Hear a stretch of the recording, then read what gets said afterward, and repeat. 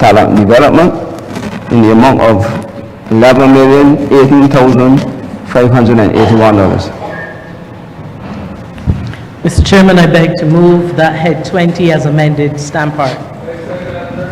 The question is that head 20 as amended stand part. All honorable members in favor, say aye. Honorable members against, say no. Methinks the ayes have it. Head 27, Ministry of Tourism and International Transport, recommitted and amended in the amount of $31,072,453. Mr. Chairman, I beg that head 27 as amended stand part. The question is that head 27 as amended stand part. All honorable members in favor, say aye.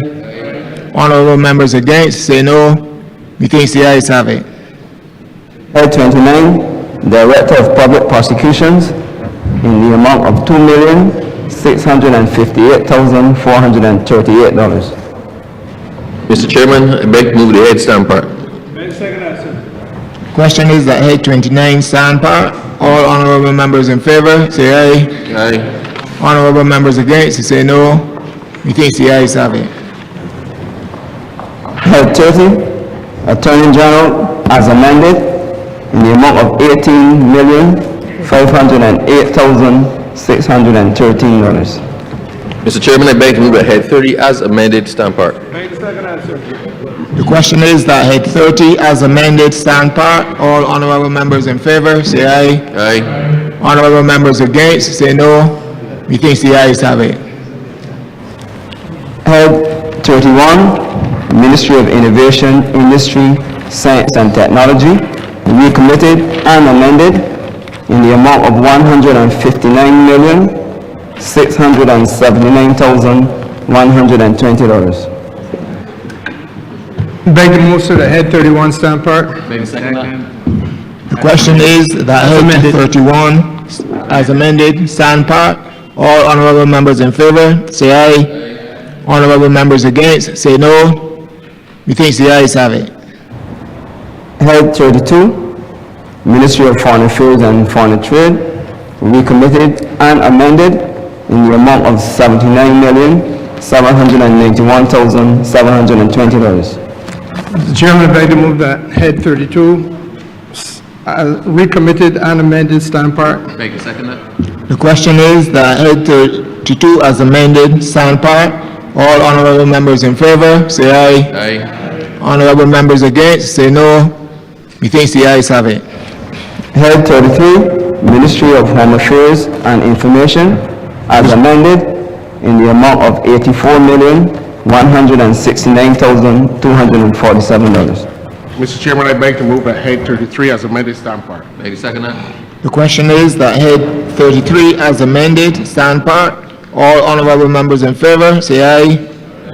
Honorable members against, say no. Methinks the ayes have it. Head 35, Ministry of People Empowerment and Elder Affairs, as amended in the amount of $145,694,080. Mr. Chair, I beg that head 35 as amended stand part. Second that, sir. The question is that head 35 as amended stand part. All honorable members in favor, say aye. Honorable members against, say no. Methinks the ayes have it. Head 39, Ministry of Legal Affairs and Criminal Justice, as amended in the amount of $190,686,812. Head 39 as amended stand part. Beg to second that.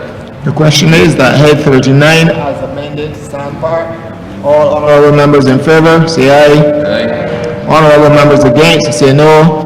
Methinks the ayes have it. Head 40, Ministry of Transport and Works, as amended in the amount of $159,875,427. Mr. Chair, I beg to move that head 40 as amended stand part. Beg second that, sir. Question is that head 40 as amended stand part. All honorable members in favor, say aye. Aye. Honorable members against, say no. Methinks the ayes have it. Head 41, Ministry of Energy, Business Development and Consumer Affairs, recommitted and amended in the amount of $80,825,769. Beg to move that head 41 stand part, sir, as amended. The question is that head 41 as amended stand part. All honorable members in favor, say aye. Honorable members against, say no. Methinks the ayes have it. Head 44, Ministry of Private and Public Investment, as amended, in the amount of $61,275,006. Mr. Chairman, I beg to move that head 44 stand part as amended. The question is that head 44 as amended stand part. All honorable members in favor, say aye. Honorable members against, say no. Methinks the ayes have it. Head 50, Post Office, as amended, in the amount of it's not amended, sir. Head 50, Post Office, in the amount of $13,699,734. Mr. Chairman, I beg that head 50 stand part. Beg to second that. The question is that head 50 stand part. All honorable members in favor, say aye. Honorable members against, say no. Methinks the ayes have it.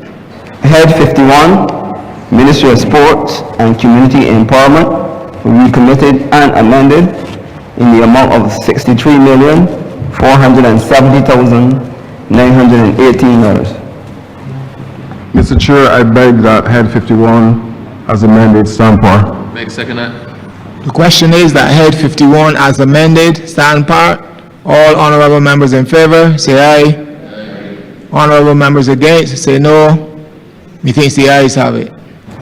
Head 59, Ministry of Environment and National Beautification and Fisheries, as amended, in the amount of $111,433,182.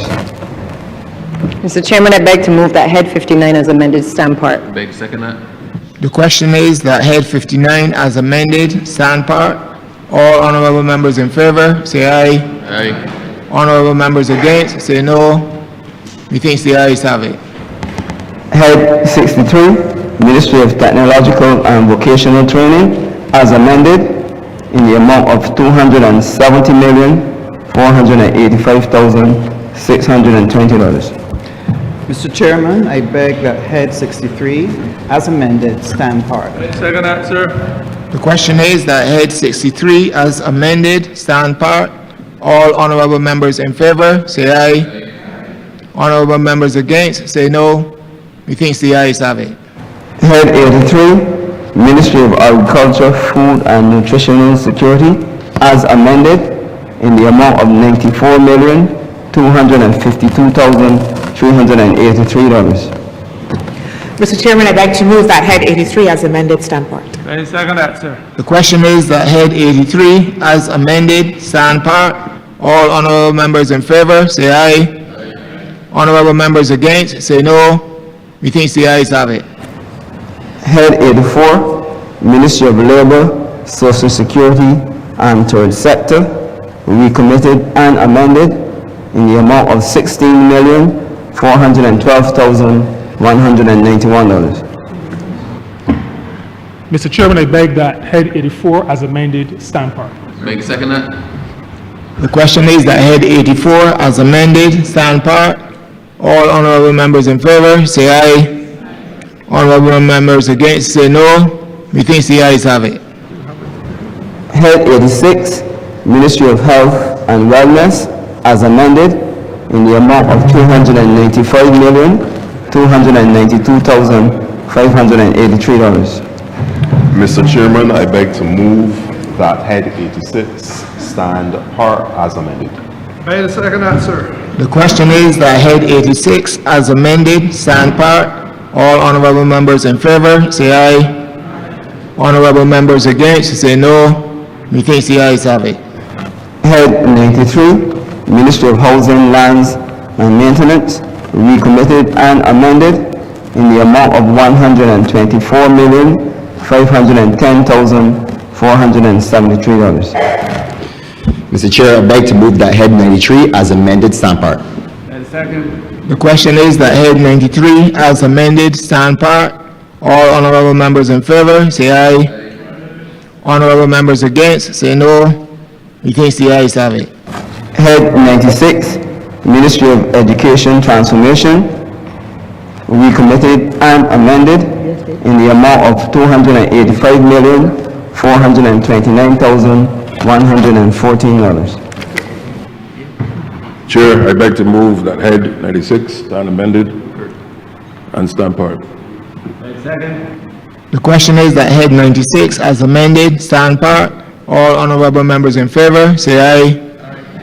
Honorable members against, say no. Methinks the ayes have it. Clause 1. Chair, I beg to move that clause 1 stand part. The question is that clause 1 stand part. All honorable members in favor, say aye. Honorable members against, say no. Methinks the ayes have it. Clause 2 as amended. Chair, I beg to move that clause 2 as amended stand part. The question is that clause 2 as amended stand part. All honorable members in favor, say aye. Aye. Honorable members against, say no. Methinks the ayes have it. Chair, I beg to move that clause 3 stand part. The question is that clause 3 stand part. All honorable members in favor, say aye. Honorable members against, say no. Methinks the ayes have it. Chair, I beg to move that clause 4 stand part. The question is that clause 4 stand part. All honorable members in favor, say aye. Honorable members against, say no. Methinks the ayes have it. Schedule as amended. Chair, I beg to move that the schedule as amended be the schedule to the bill. The question is that the schedule as amended be the schedule to the bill. All honorable members in favor, say aye. Honorable members against, say no. Methinks the ayes have it. Chair, I beg to move that you do not report to His Honor the Speaker the passing of one bill as amended in committee. The question is that I do not report to His Honor the Speaker the passing of one bill as amended in committee. Stand par. All honorable members in favor, say aye. Honorable members against, say no. Methinks the ayes have it.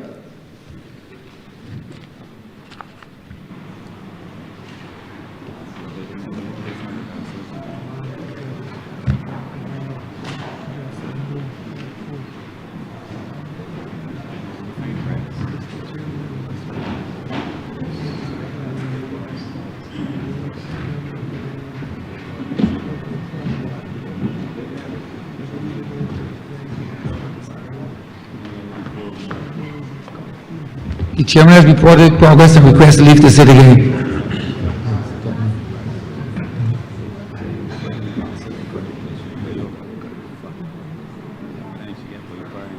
Yeah. Right, so he reported, I'm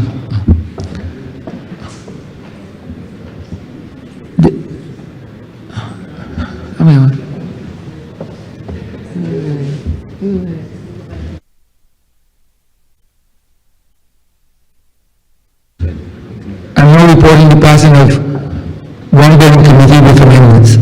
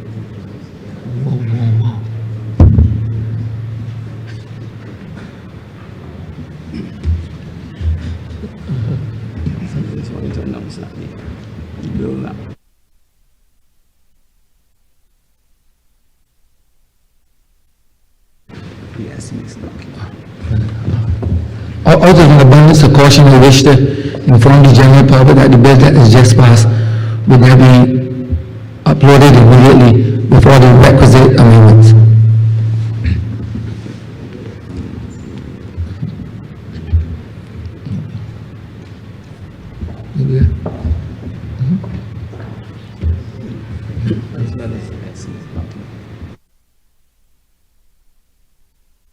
In these documents also.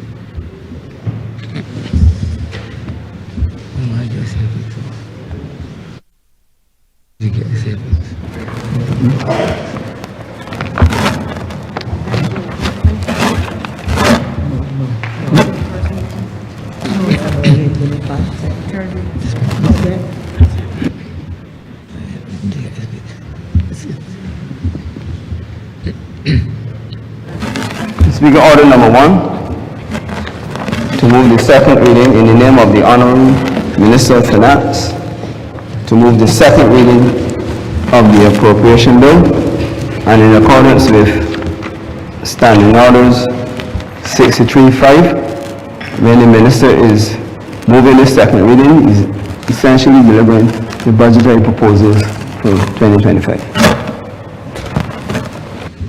Honorable Member Christchurch East Central.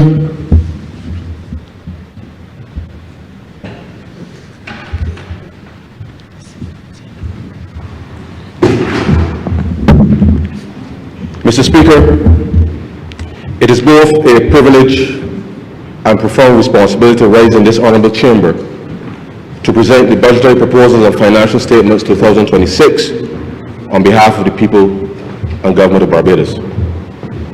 There's an old adage, sir, that says the voice of the people is the voice of God. I thank the Almighty, our Creator, for continuing to bless Barbados and to give us the courage to face the challenges the world presents us. These are not ordinary times, sir.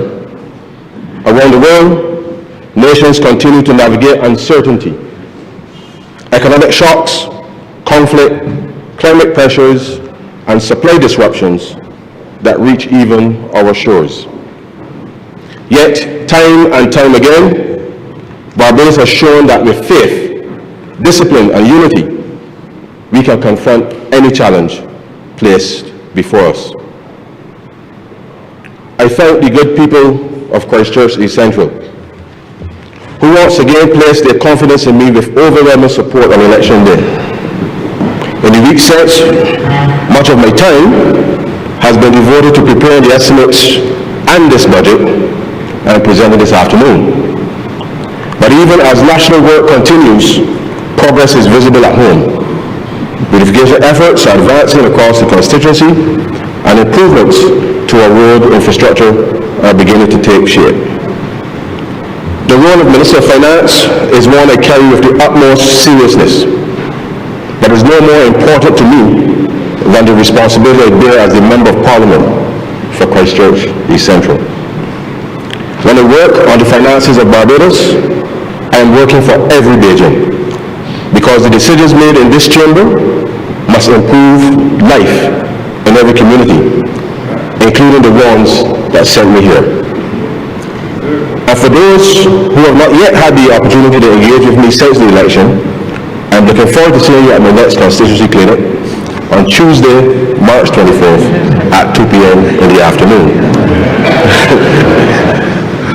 To the people of Barbados, I thank you for reposing your confidence in the candidates of the Barbados Labour Party, under the leadership of the Honourable Prime Minister, the member for St. Michael North East.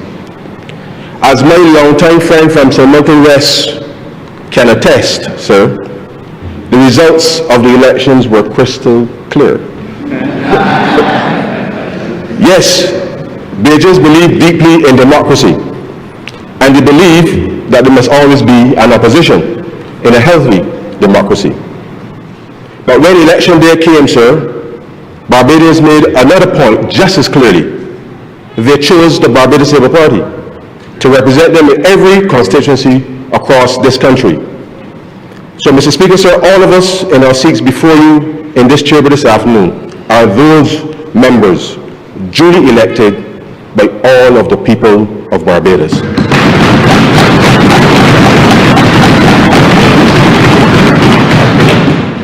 We have not come to declare victory, sir. We have come to prove to the people of Barbados once again why they place that confidence in us. This budget is part of that proof that they can trust the place in this government will be matched with delivery, discipline, and decisions that move our people and this country forward. I also thank all of the staff of the Ministry of Finance who continue to do good work in the background as we continue to execute the Barbados Economic Recovery and Transformation Program. And let me say, sir, without the love and support of my wife and son, none of this would be possible. I thank them. Mr. Speaker, this 2026 budgetary proposals and financial statement marks an important turning point for Barbados. This is the first budget in the life of this administration that is not being presented once in an IMF program. So, sir, this means that Barbados has in a sense regained greater control over its economic decisions because our finances are now on stronger footing. Decisive action and discipline has put the country's public finances on a more sustainable footing after many years of fiscal indiscipline. You will recall, sir, during discussions with the social partnership last year, we indicated, however, that we shall keep the IMF on speed dial in the event of further global uncertainty, which effectively means, sir, a standby arrangement. 8 years ago, the government made a commitment to stabilize public debt by 2033-34. Our stewardship, the stewardship of the Barbados Labour Party, Mr. Speaker, has delivered. At its peak, the debt to GDP ratio was 178.9% in 2017-18, sir. In simple terms, the debt to GDP ratio measures how heavy the country's debt burden is compared to the size of the economy. The lower that ratio falls, the easier it becomes for Barbados to manage its obligations. Barbados was the third highest indebted country in the world, but with bold, decisive leadership, we successfully restructured both domestic and external debt so that more money could be spent on delivery of public services and infrastructure and less on debt service costs. During the budget speech last year, sir, I told the country that we will cross the psychological barrier of 100% debt to GDP by the end of the year. When I last reported on debt in this House in December 2025, sir, the debt to GDP stood at 99.8% at the end of October 2005.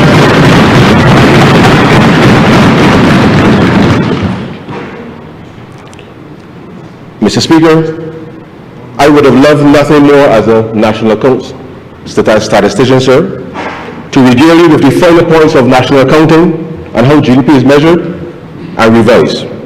But time does not permit me to do that this afternoon. Because when I reported to you debt of 99.8%, that was on a GDP based on 2016 prices. The Barbados Statistical Service, with the support of the IMF Fiscal Affairs Division and CARTAP, has replaced Barbados' national accounts, or GDP estimates, from its previous 2016 base to 2023. And that GDP estimate, sir, is now an estimated $16.245 billion. At the end of January 2026, sir, the stock of debt was $15.156 billion, which, if you divide by the new GDP estimate, sir, of 16.245 billion, Barbados' debt to GDP ratio is now 93.3%.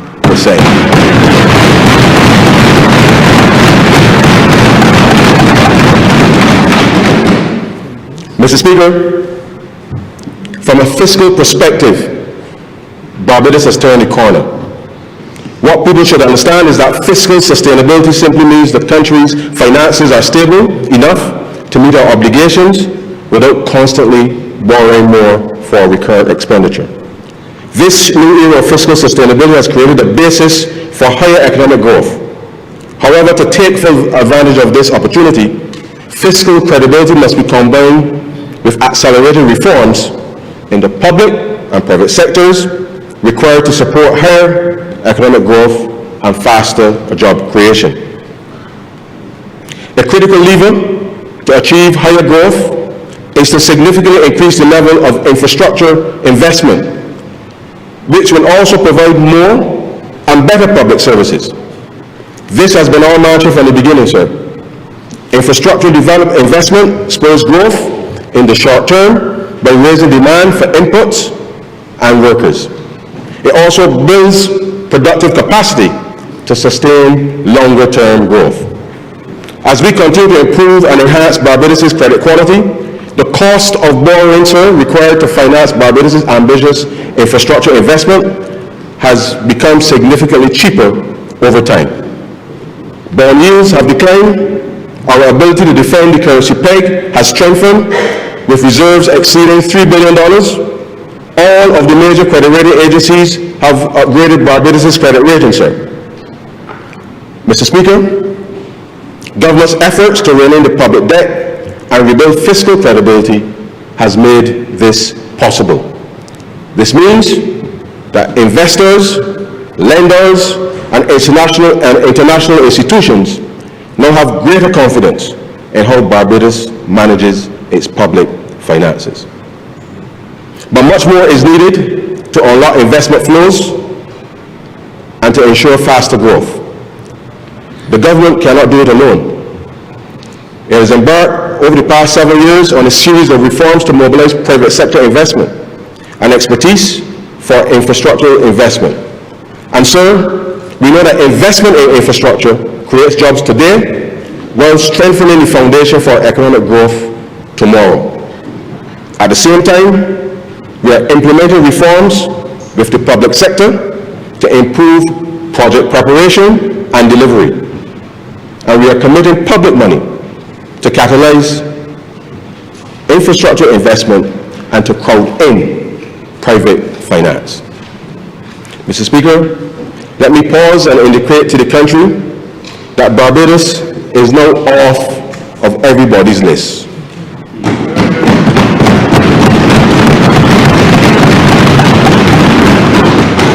No blacklist, sir, no grey list, no orange list, no brown list. Sir, what this means is that Barbados today meets the international standards required for transparency and financial regulation.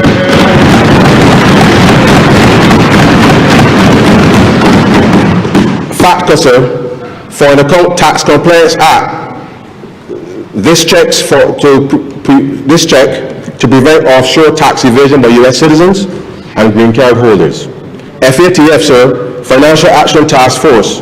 These are the people that check for money laundering and terrorism financing. OECD, Organization of Economic Cooperation and Development. These are the people, sir, that check for tax matters. So, sir, rules that help prevent people from hiding income offshore to avoid taxes. A body that ensures that countries have systems in place to prevent money laundering and financing of terrorism, and standards that ensure that countries operate transparent and fair tax systems in the global economy. This budget shows a crucial shift in the government's own spending priorities. While spending on infrastructure is critical to building resilience and driving growth, the government is conscious that the world in which we live continues to present challenges in spite of our best efforts. Let me at this point, sir, indicate for the benefit of the public what we just observed before I took to my feet. You would recall, sir, the timing of the election meant that the preparation of these estimates and the assumptions for the preparation of the estimates that were originally laid in this Parliament were very different from what we have just done with respect to the updated measures. When we prepared the estimates at the beginning, sir, the assumption was that we were going to be in a stable world. And to the extent that we had made adjustments with respect to our projections for corporation tax, we made almost a $500 million adjustment to the original budget, and therefore what we have presented this afternoon prior to my taking my feet are those adjustments, not just reflect the original assumptions that we would make, but to ensure that we took cognizance of the fact that since we laid those estimates, the world has changed fundamentally. And so we are here this evening to outline to the country what we will do to respond to the current challenges, notwithstanding the fact that we have always, sir, always been flexible with respect to these measures. With respect to corporation taxes, sir, we have reduced those assumptions by $200 million. And on the expenditure side, sir, we've made cuts almost up to $300 million to be able to ensure that we can still meet our ambitious targets, recognizing that the world continues to change as we speak. I turn now to the domestic economic performance. Mr. Speaker, the Barbados economy has made tremendous progress since 2018. Money is flowing in the right direction towards households and businesses and not being used to support a perpetual fiscal crisis. Notwithstanding having to navigate several climate shocks, rebounding from a global pandemic, and managing the impacts of geopolitical unrest, the government was able to provide salary increases for public sector workers on 3 occasions, reduce income taxes, increase the reverse tax credit, and reduce corporate tax for local businesses. These measures put more money in the economy, which has facilitated growth, especially for the last 18 quarters. To accommodate the growth and the spending of money on imported goods and services, copious amounts of foreign exchange have been earned, sir, from the tourism and international business sectors. As a consequence, the country has built up unprecedented levels of foreign reserves, not just from borrowing, but from the net earning of foreign exchange through private sector activity. The evidence is seen in the foreign exchange balances in the banking system, sir, not only those held by the Central Bank of Barbados. As a result of the balanced growth, economic growth, between the traded and non-traded sectors, and equally, the healthy fiscal condition of the government, job creation has accompanied the economic recovery. Mr. Speaker, the unemployment rate in Barbados at the end of December, sir, is 6.1%, the lowest level it has ever been in the history of Barbados. Mr. Speaker, when we took office, the government's capital expenditure on an annual basis was barely $200 million. There was much talk about implementation deficit disorder, as nothing seemed to get done. We have turned that around, sir. And whilst things are not perfect by any stretch of the imagination, we have improved leaps and bounds. I can report to the country, sir, that in this fiscal year, ending March 31st, 2026, we allocated approximately $540 million in capital expenditure. Our expenditure at the end of January, sir, was $426.5 million, a 79% execution rate. And our internal forecasts indicate that the government will end the fiscal year just $20 million short at $520 million, roughly 96% execution, sir. Once again, another example of your government delivering. Now, Mr. Speaker, next fiscal year, the capital expenditure target is $875 million. And we will work just as hard, sir, to reach that target. The flow of money is especially noticeable in the performance of the financial sector, where not only commercial banks, but credit unions have been growing to the extent that it has become necessary to provide deposit insurance to the subsector. Furthermore, the growth in the insurance industry, even during the crisis period, is indicative of the flow of money in the Barbados economy since the financial crisis period, the fiscal crisis period of 2009 to 18. In an economic environment filled with rapidly evolving external uncertainty, the government was able to contain inflation, keeping it at low to moderate rates, and it has used tax and non-tax measures to cushion the potential impact of faster rising import prices on Barbadian consumers. These measures meant that Barbadians forked out less money than they otherwise would have to if the government did not intervene. It is as much underappreciated strategy that the government employed and continues to employ as a barrier against externally induced shocks that are way beyond our control. There are some who have taken our success for granted, sir, demanding even more, without fully appreciating that these achievements have come at a financial cost, that our public servants have had to double down to help the country get past these hurdles, and that in the process, some citizens have come under stress, particularly those who have remained committed to helping us turn the ship of state around. But, Mr. Speaker, we are truly appreciative and guided by the principle that to whom much is given, much is expected. And that once we share the burden, sir, we shall share the bounty. When the government embarked on the Barbados Economic Recovery and Transformation Program in 2018, it had much work to undertake. Fiscal consolidation and structural reforms resulted in stronger public finances, more timely tax refund payments, and reduced central government arrears. From then until now, the consistent streamlining of government's operation has stimulated overall economic growth.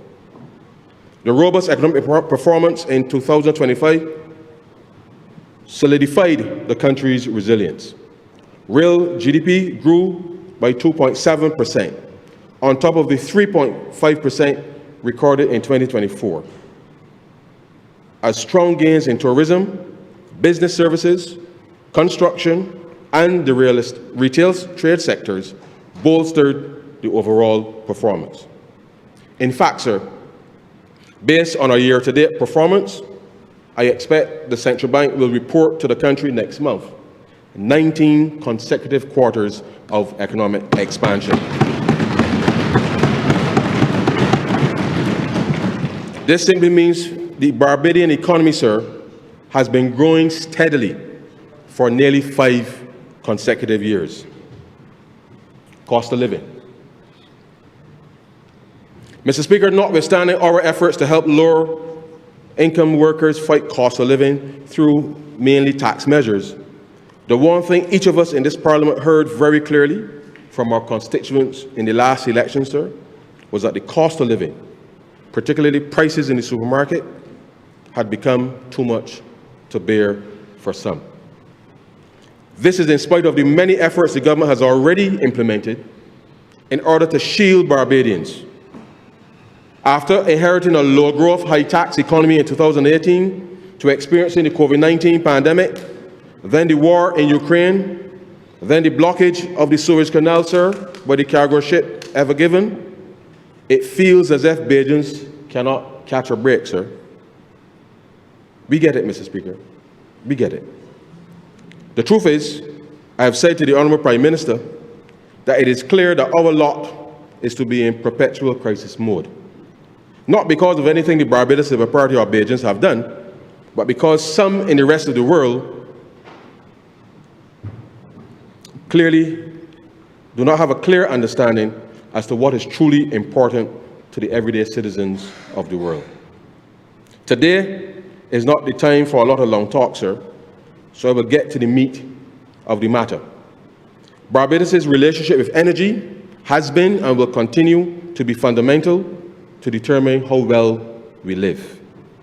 As an example, sir, in 2019, Barbados imported $728 million in fuel. In 2020, we imported $519 million in fuel.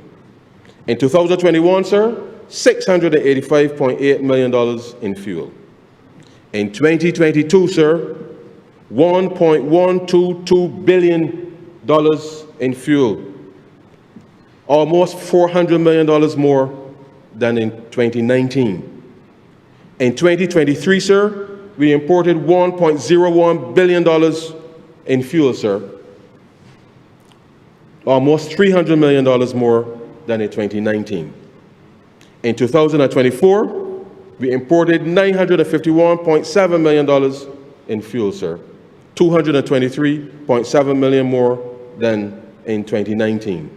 And last year, sir, $728.5 million in fuel. Sir, what we have to understand is that energy prices affect everything in the economy, from electricity to transportation to shipping, which is why fuel costs have such a direct impact on the cost of living. A lot has been said in the public social media calling programs about how high gas prices have been in Barbados. It would have been unconscionable, sir, for the government to allow gas prices to soar in 2022 and further destabilize the economy after the shock of the COVID-19 pandemic. You and I both know, sir, a lot of people who would have cursed all of us in here if we had allowed such a thing to happen. What we did then was to cap the amount of VAT the government collected on gasoline at 47 cents and diesel at 37 cents per litre. By capping the VAT on fuel at the equivalent of the price of oil internationally at US $80 per barrel, the government limited how much tax was collected when global oil prices rose, shielding our people from even higher prices at the pump. Reducing VAT on electricity bills from 17.5% to 7.5% was one of the measures used to protect households from the full impact of rising energy prices. We also capped freight rates at the 2019 level for the purpose of calculating the customs duties. Government took this step so unusually high shipping prices will not push the taxes paid on imported goods, which would have further inflated the price of goods to the consumer. We did all of that, sir, to shield Barbadians, Barbadian businesses, with the government foregoing additional revenue in the crisis. Whilst the government was absorbing as much of the shock as possible, the Barbados National Energy Company, then known as the Barbados National Oil Company, was incurring operating losses because they were purchasing the petroleum products at a higher price than they were effectively selling into the market. A 9 cents per litre recovery fee was introduced such that they could recoup these operating losses over a 4-year period. So in a nutshell, sir, even though fuel prices fell sharply in 2025, the cumulative losses of the energy company incurred in the previous 3 years are still being collected today and will continue for at least another year on the current trajectory if left untouched. Mr. Speaker, the global oil market has experienced its most severe supply disruption in history over the past 2 weeks. Joint airstrikes on Iran on the 20th of February, followed by the near closure of the Strait of Hormuz, have sent Brent crude from US $64 per barrel in mid-February to just below US $106 per barrel today. The sharp increase, 66%, in global oil prices is a direct result of geopolitical conflict and war. And because Barbados imports its fuel, we inevitably feel that impact. But we can, and we have, taken deliberate steps to protect Barbadian households and businesses from the worst of its effects. Let me explain exactly what we have done and what else we will do, what it will cost, and what we are asking every Barbadian to do in return. Government will respond on three fronts, sir: securing our fuel supply and protecting electricity bills, capping prices at the pump, and addressing the implications of spiraling freight costs. First, we have already acted in the oil futures market.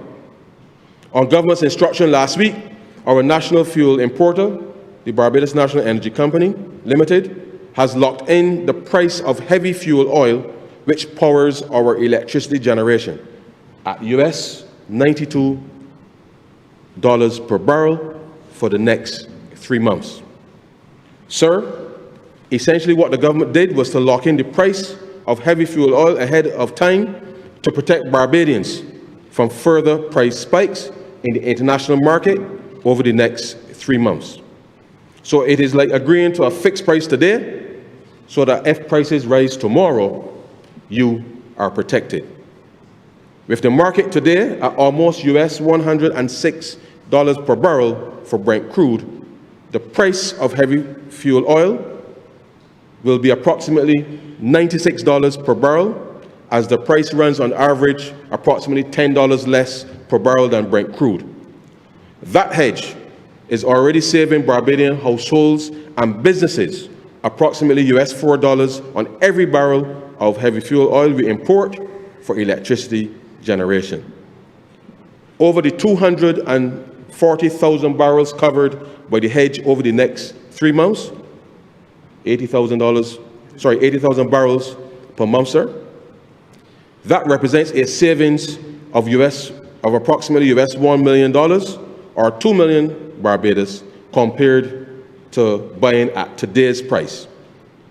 And the prices are likely to continue to rise. The hedge was done not as a gamble, sir, but as insurance. It protects Barbados against future price spikes while the conflict continues. We will review again in 3 months, sir, when the hedge expires. The government will also subsidize electricity prices in addition to the hedge, sir. For context, the fuel clause adjustment is based on the actual cost of the heavy fuel oil purchased by the Barbados Light and Power. It is what causes your electricity bill, sir, to change on a monthly basis, along, of course, with your actual usage of electricity. All of the other components of the price of electricity are fixed by the rate hearing decisions. To be clear, sir, there are 4 major components to electricity bill in Barbados. 1, the customer charge. 2, the energy charge. 3, fuel cost adjustment. And 4, the VAT paid, sir. The first 2 are regulated by the Fair Trading Commission, and after lengthy hearings which occurred over 3 occasions over the last 40 years, most recently in 2022. Technically, sir, to address the cost of electricity between hearings, the government has only 2 options: the fuel clause adjustment and/or the VAT. So, Mr. Speaker, with the hedge in place, with effect from April 1st, 2026, the government will absorb 50% of the increase in the fuel clause adjustment on your electricity bill above the March 2026 bill fuel clause adjustment for the next 3 months.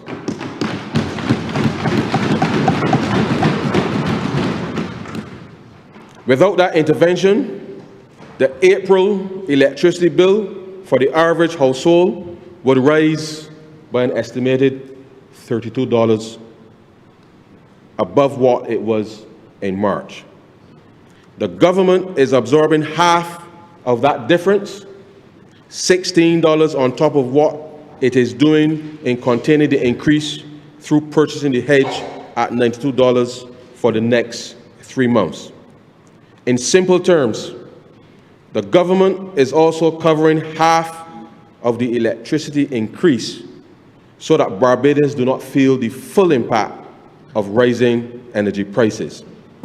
A steep increase at once is disruptive, a gradual one uncomfortable, but for the most part, sir, bearable.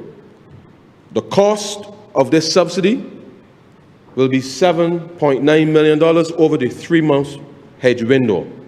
That is the total price we are paying for the next 3 months to keep your electricity bill stable. Clearly, sir, we will review where we are in 3 months, given the volatility of the energy prices. If the government wants to influence the consumption of electricity using peak and off-peak periods so as to reduce the strain on the electricity grid during high demand periods, then it has to use the fuel clause adjustment. Given the fuel clause adjustment is the same rate across all users of electricity, a policy to influence consumption across the 2 periods can only come by charging a higher fuel clause adjustment during existing peak periods and a cheaper fuel clause adjustment during the off-peak period. The weighted average of the 2, sir, will ensure that the required fuel clause adjustment is recovered by the Barbados Light and Power. It can work once the Barbados Light and Power has the data set and programming in place to accomplish it. This two-tiered system, sir, already exists for large manufacturers. We will work with the Barbados Light and Power to introduce in the very near future for the benefit of Barbadian households an off-peak tariff. This will balance energy demand, reduce reliance on expensive peak power plants, and lower consumer bills.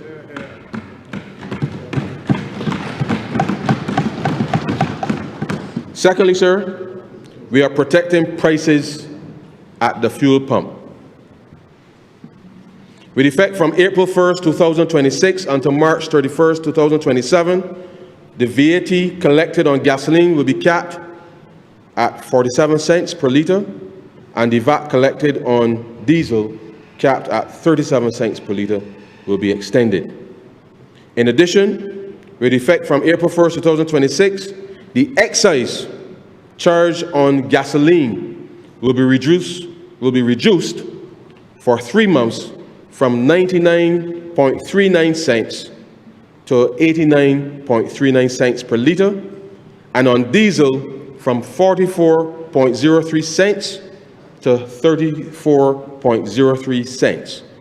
The Barbados National Energy Company Limited will also reduce the rate of its recovery of its 2022 losses from the 9 cents per litre to 4 cents per litre.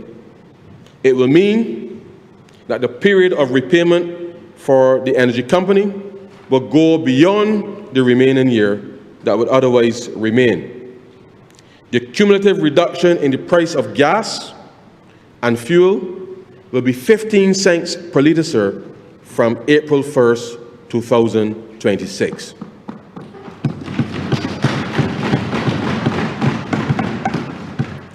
Our pricing scenario, sir, show that gasoline prices will not breach the $4 per litre threshold until the oil price exceeds US $110 per barrel. Let me repeat, sir. Our gasoline prices will not breach the $4 per litre threshold until the oil price exceeds US $110 per barrel. Regrettably, it is almost at US $106 today for Brent crude. We are watching these numbers daily. If the prices move significantly above those thresholds, further measures will have to be activated immediately. The VAT caps will remain in place until the 31st of March 2027 or earlier if the prices fall back to normal levels. The reduction in excise will be reviewed in 3 months. But government cannot do this alone, sir. These measures that we have taken only buy us time. They are not permanent. They are the protection for the period of the crisis, and their effectiveness depends in part on how each of us changes how we use energy. This requires a national effort, and responsible energy use by households and businesses will help reduce the pressure on the country during this period. Here's what I'm asking, sir. If you can carpool, please do. If you can combine your errands into one trip, do that too. Avoid unnecessary driving during peak hours.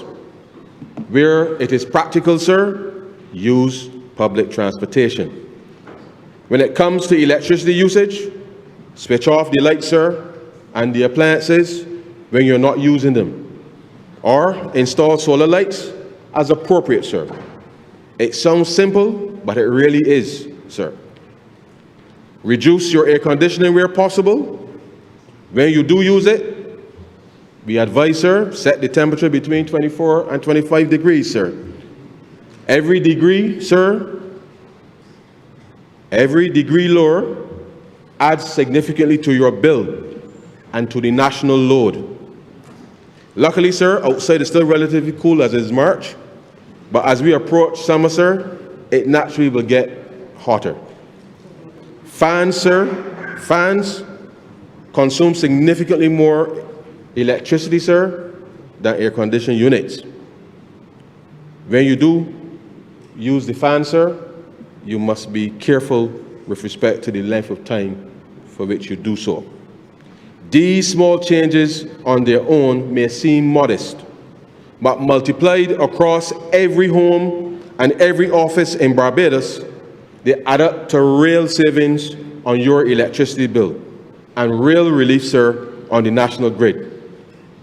To the commercial sector, the national energy discipline we are calling for includes you. Substitute wired lighting for solar lights and reduce cooling after business hours as appropriate. We have learned to not turn the AC off in the evening, and this will introduce other environmental challenges. So please audit your refrigeration and cooling systems. Identify where you are wasting energy and fix it. Businesses that reduce their energy footprint now will be more competitive when prices normalize.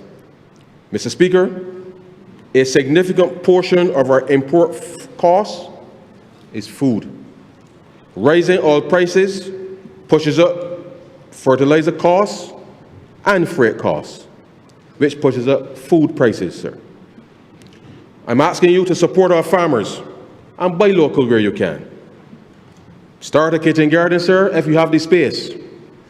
If you think you don't have space, sir, you might consider buckets or barrels or grow bags. Let us learn to make our own fertilizer, sir. Make our own compost. Every dollar kept in the local food economy, sir, is a dollar that does not depend on imported fuel to reach our table. Mr. Speaker, speculation is rife about how high oil prices will go. Some of the pundits have speculated they could range between US $150 and US $200 per barrel. Our focus, sir, these past 7 years have been to build buffers such that the country can ride out unexpected shocks. No matter how you look at it, sir, if any of these scenarios materialize, the world, which includes Barbados, sir, will likely go into recession. So let me say this clearly for Barbadians up front. There's no fiscal response the government of Barbados could undertake on its own to absorb the impact if any of these scenarios played out. The mathematics just doesn't work, sir. The adjustment will also require a change in behavior by the government, all households, and all businesses. Earlier, sir, I indicated that we imported $519 million in fuel in 2020. You will remember, sir, that was when we were all under lockdown. Going to the supermarket on a particular day, the majority of the country was working from home, sir. Children had to attend school online, and at the same time, our tourism and large segments of the business sector were operating at bare bones. How we as a country respond to this crisis will ultimately determine, sir, the impact. It is my greatest hope that this crisis is short-lived. But hope alone has never been an effective strategy. My grandmother always told me, sir, that God helps those who help themselves. Barbados will make it, sir, once we come together, work together to achieve our collective goals. For decades, the most important component of energy in our economy has been the price of oil. It flows through every artery in the economy, directly because of the impact on energy costs, and indirectly because all production of goods and services require inputs that are in some way influenced by rising prices. The greatest factor in rising prices throughout the world economy is the price of oil. Oil is to the economy what blood is to the human body. There's a serious irony, sir, that as oil prices rise, renewable energy becomes more relevant and affordable. However, rising oil prices always suggest uncertainty and insecurity, which are the two most fundamental factors in determining the relevance of renewable energy. In this regard, no country has to be threatened, sir, by such negative factors to appreciate that it does not have to wait for rising oil prices to promote certainty and security as critical factors in its pursuit of sustainable energy growth, economic growth, and development. The day must come when it does not require an external force to guide our internal focus on what is right for our people. If ever there was a time to preach the importance of renewable energy, it is now. We must confront the regulatory hurdles that have confronted us with the expansion of renewable energy in the last 5 years. And so, sir, with that in mind, I propose that with effect from April 1st, 2026, to extend the excise and VAT holiday on electric vehicles until March 31st, 2029, with 10% on import duties.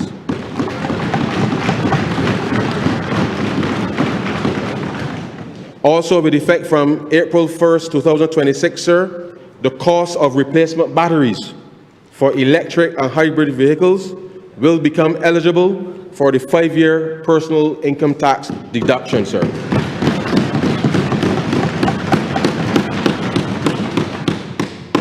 Mr. Speaker, whilst the government is actively working on containing domestic inflation through the intervention of energy, the following measures will be implemented to further ease the squeeze.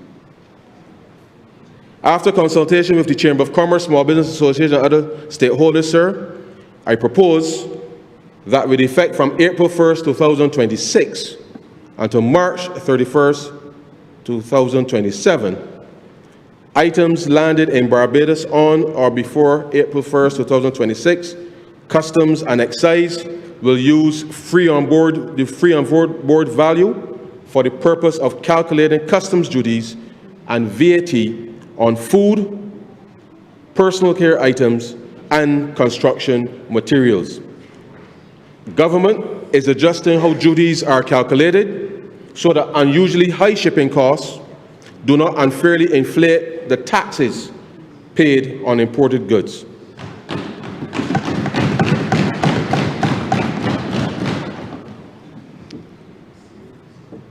It is like ensuring the tax is calculated on the item itself, not the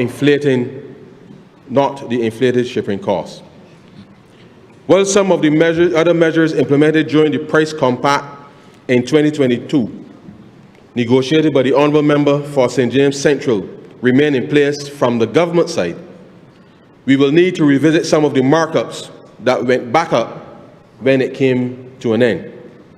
We can only urge the private sector to revisit this along with their sourcing and pricing strategies, as any attempt to price goals in this environment will be self-defeating.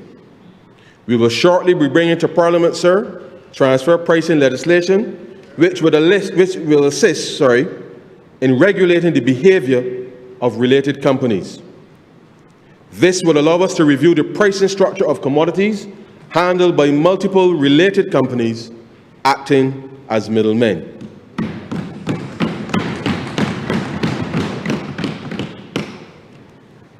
The government will also be proactive in monitoring developments, including requiring steps to be taken to facilitate real-time access to prices for the essential items identified in the basket of goods.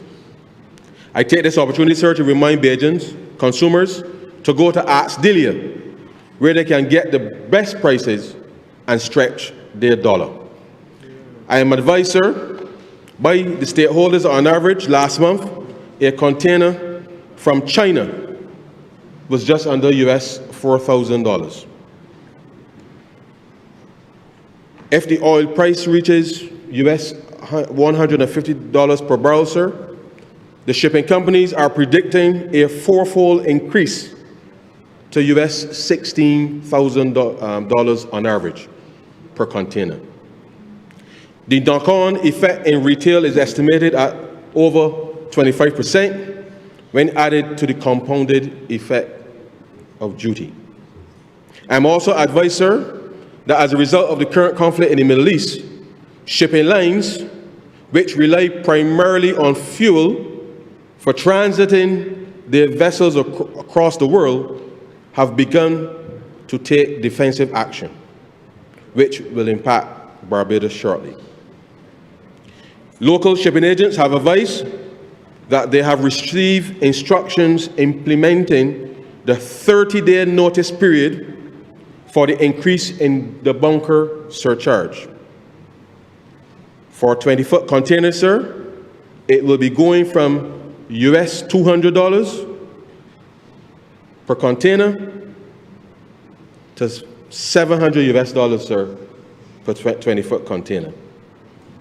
For 40-foot containers, sir, the bunker surcharge will be going from US $400 per container to US $1,400 per container. A bunker surcharge, often termed bunker adjustment factor, sir, or fuel adjustment factor, is the floating fee added to ocean freight rates to compensate carriers for fluctuating fuel or bunker prices. The purpose of the bunker surcharge is to protect shipping lines from sudden, volatile increases in oil prices. The following shipping lines have announced or implemented these surcharges. CMA CGM announced an emergency fuel surcharge effective from 23rd of March 2026.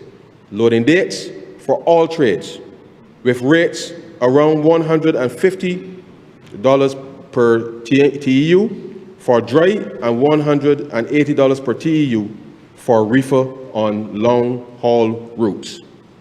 MSC, the Mediterranean Shipping Company, implemented an emergency fuel surcharge on multiple routes starting 16th of March 2026, sir, today, including routes from the Mediterranean and Black Sea to Red Sea, East Africa, and the Indian subcontinent. Hapag-Lloyd, sir, announced an emergency fuel surcharge across all trades effective from 23rd March 2026, citing costs not covered by their regular marine fuel recovery mechanism. Maersk, sir, implemented a global emergency bunker surcharge effective from 25th of March 2026, price calculation date, to address fuel supply shortages alongside a temporary emergency contingency surcharge for Europe trades on the 6th of March 2026. I've taken the time, sir, to outline these issues because while the government will do its best to shield the country from the full impact of these shocks, Bajans should also have an appreciation for the full picture. I don't speak on behalf of the private sector, but I am sharing some of the issues they will be facing directly in order for all of us in this country to continue living the lifestyle to which we have become accustomed. Some consumer advocates have asked for clarity in relation to the price adjustments. So in the same way, the Light and Power uses the fuel clause adjustment to recover the fluctuation in energy prices, sir, the shipping lines have a similar stabilizing mechanism which allows us on a daily basis to go to the supermarkets and retail outlets and take things off the shelf. As you have just heard, sir, the cumulative buildup outside Barbados has already galloped. Mr. Speaker, to assist in containing further price escalation, I propose that with effect from April 1st, 2026 until March 31st, 2027, for the purpose of calculating customs duties and VAT for CIF shipments, the Customs and Excise Department will cap the value for a 20-foot container at US $3,000 and the value for a 40-foot container at US $6,000.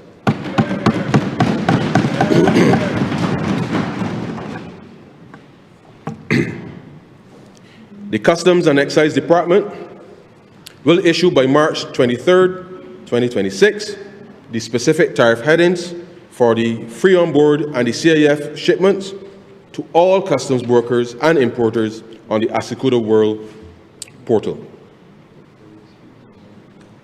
From the beginning of this administration in 2018, we have always been focused on ensuring that those who earn the least, who will always face the full brunt of any shocks, that this Barbados Labour Party government find ways to ease the pressure. We reinstated the reverse tax credit from $650 back to the $1,300, as people will call it, sir, and expanded those eligible to include persons earning between $18,000 and $25,000 per year. In keeping with our manifesto covenant, sir, and especially given the unexpected escalation in global fuel prices and inflation, I am pleased to announce that for income year 2025, sir, the reverse tax credit will increase from $1,300, sir, to $1,700 for those persons, sir, earning up to $25,000 per annum. The reverse tax credits puts money back into the pockets of lower income earners to help ease the pressure of rising living costs. Mr. Speaker, we go further. For income year 2025, we will expand the reverse tax credit by raising the income level for eligibility from $25,000 to $35,000 per annum. These persons will receive a reverse tax credit of $750. This will benefit another 17,221 persons at a cost, sir, of $12.9 million.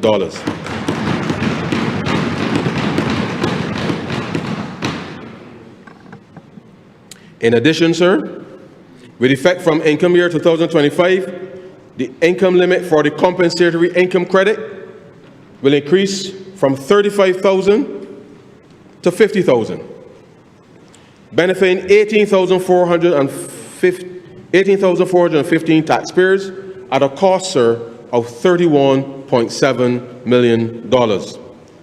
The compensatory income credit helps ensure that lower and middle income earners retain more of their income through reduced tax liability.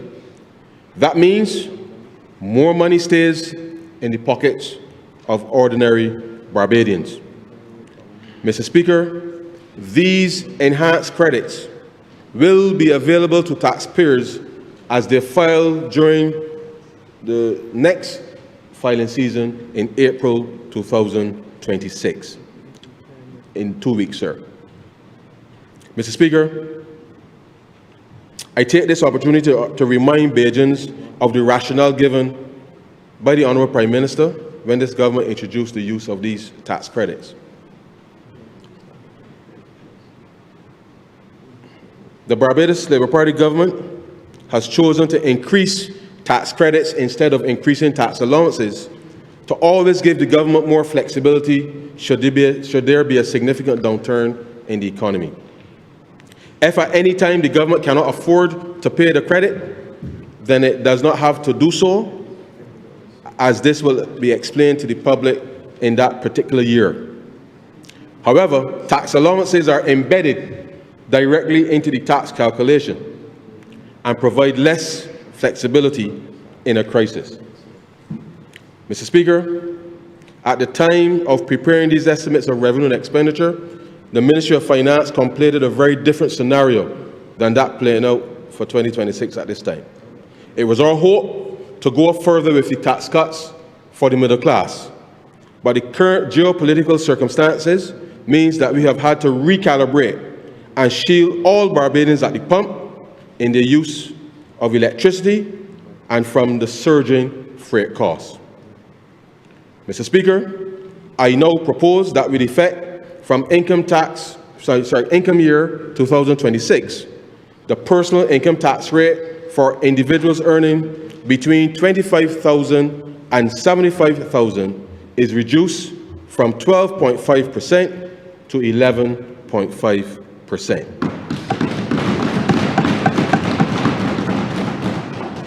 And for those earning above $75,000 per year, reduced from 28.5% to 27.5% at a cost of $9.7 million.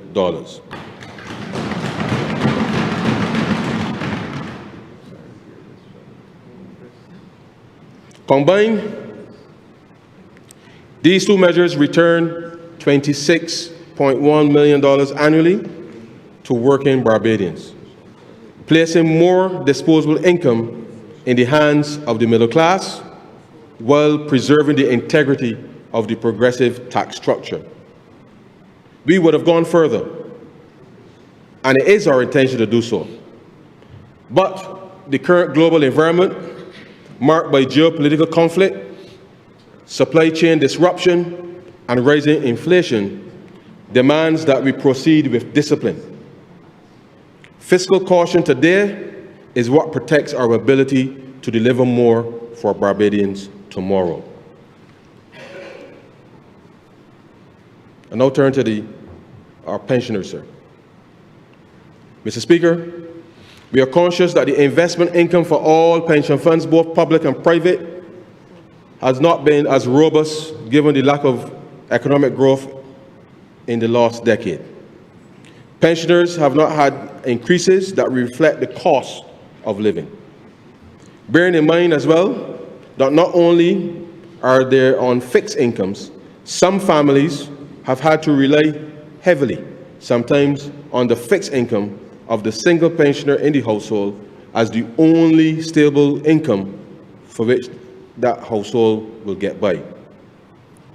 This government has done our part to deliver a new level of investor confidence, but the crises we have faced have also constrained our opportunity for pension income to effectively catch up with inflation. With that in mind, sir, with effect from April 1st, 2026 for 1 year, we introduced a cost of living cash credit for pensioners with income less than $50,000 per year of $100 per month, sir.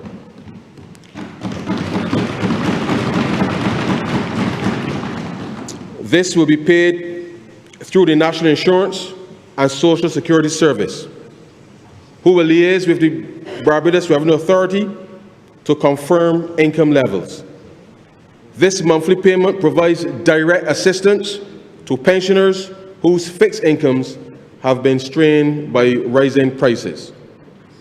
Persons may opt to receive the cash credit quarterly, semi-annually,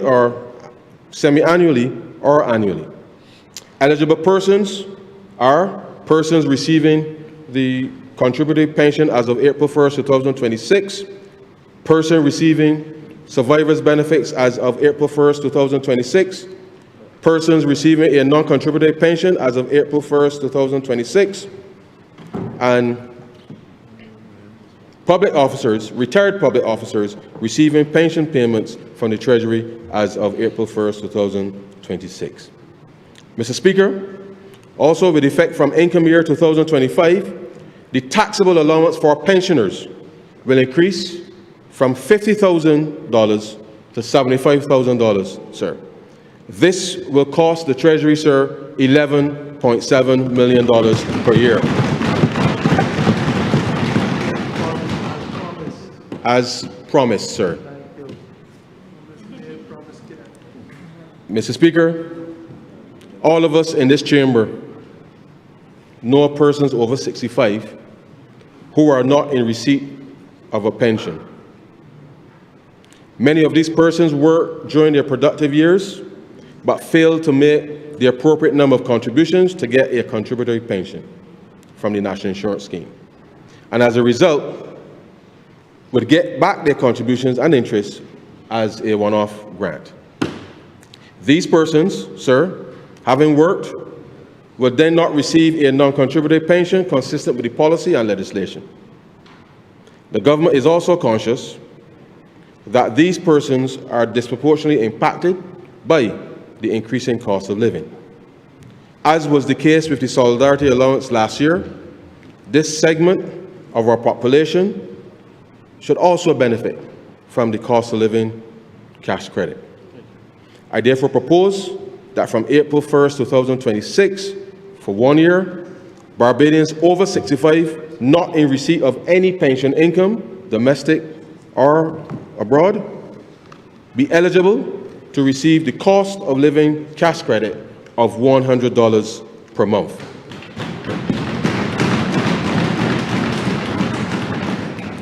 These persons will have to present their identification to the National Insurance Scheme in order to benefit from the payment of the cost of living cash credit. Mr. Speaker, we have not forgotten those on welfare in all of this. Sir, we have already, with effect from March 1st, increased the welfare rates administered by the Social Employment Agency by 30%. In addition, I also propose that with effect from April 1st, 2026, that persons receiving welfare benefits receive the cost of living cash credit of $100 per month for 1 year. As promised, sir.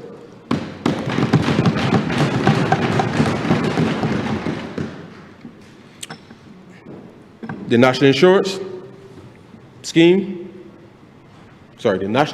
and Social Security Service, sir, will work with the Social Employment Agency to execute and validate these payments. I now turn to citizen security and resilience, sir. Mr. Speaker, citizen safety is the first duty of a state. No national mission, economic diversification, youth opportunity, tourism, renewal, sir, or public sector modernization can succeed if communities feel unsafe. Crime and lawlessness often strains and sometimes destroys families and community cohesion, damages quality of life, discourages investment, and undermines confidence in our economy. We are all very concerned about the recent escalation of violence. What has dumbfounded many Bajans is that when we take the time to reflect on what is actually happening and why, we know that it just makes no sense.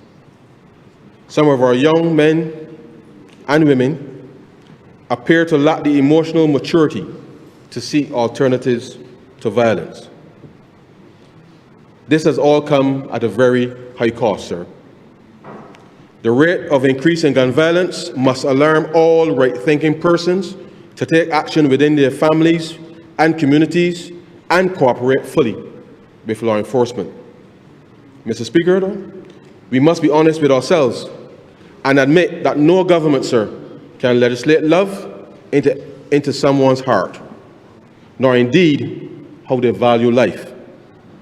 No matter how many police officers are recruited, sir, if some people continue to care less about themselves and their fellow man, then these types of statistics will continue to hit the front pages of our daily newspapers.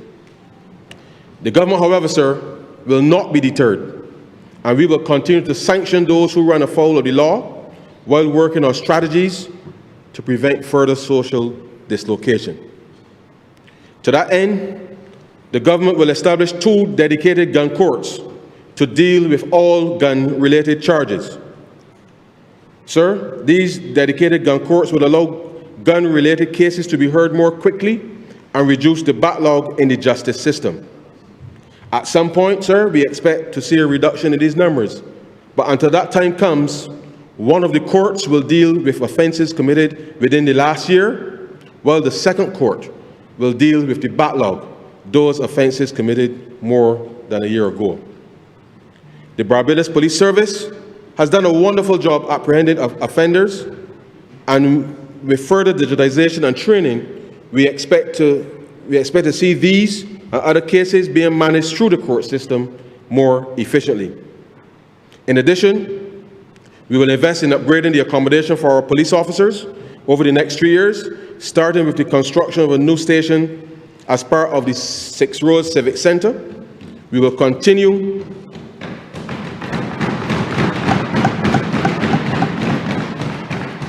the recruitment drive to increase the complement to 1,530, and thereafter increase the establishment to 1,750 officers.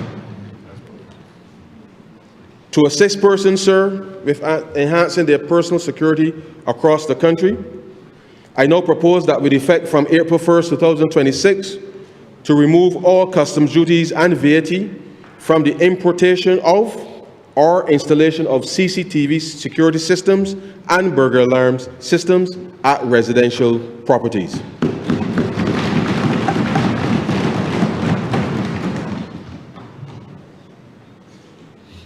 Mr. Speaker, you will also recall that in 2024 we changed the policy of having police officers respond to every fender bender, which wasted hundreds of police man-hours every week.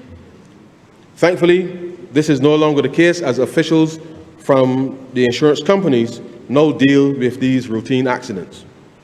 Whilst this policy has worked well thus far, after consultation with the General Insurance Association of Barbados, we encourage that all vehicles install a working dash cam with a minimum of 30 gigs of storage on the vehicle to assist in keeping order on the road, as well as easy adjudication when accidents occur. We will encourage insurance companies to give a benefit where the dash cams are installed. The cost of these dash cams, sir, vary depending on the level of sophistication, with most being front-facing, whilst others have both front and rear views. Some, sir, even have built-in GPS with Google Maps. Whatever drivers choose to purchase, sir, I propose that with effect from April 1st, 2026 for 1 year, that all purchases of dash cams and GPS devices for installation on all vehicles be duty and VAT-free on importation to Barbados.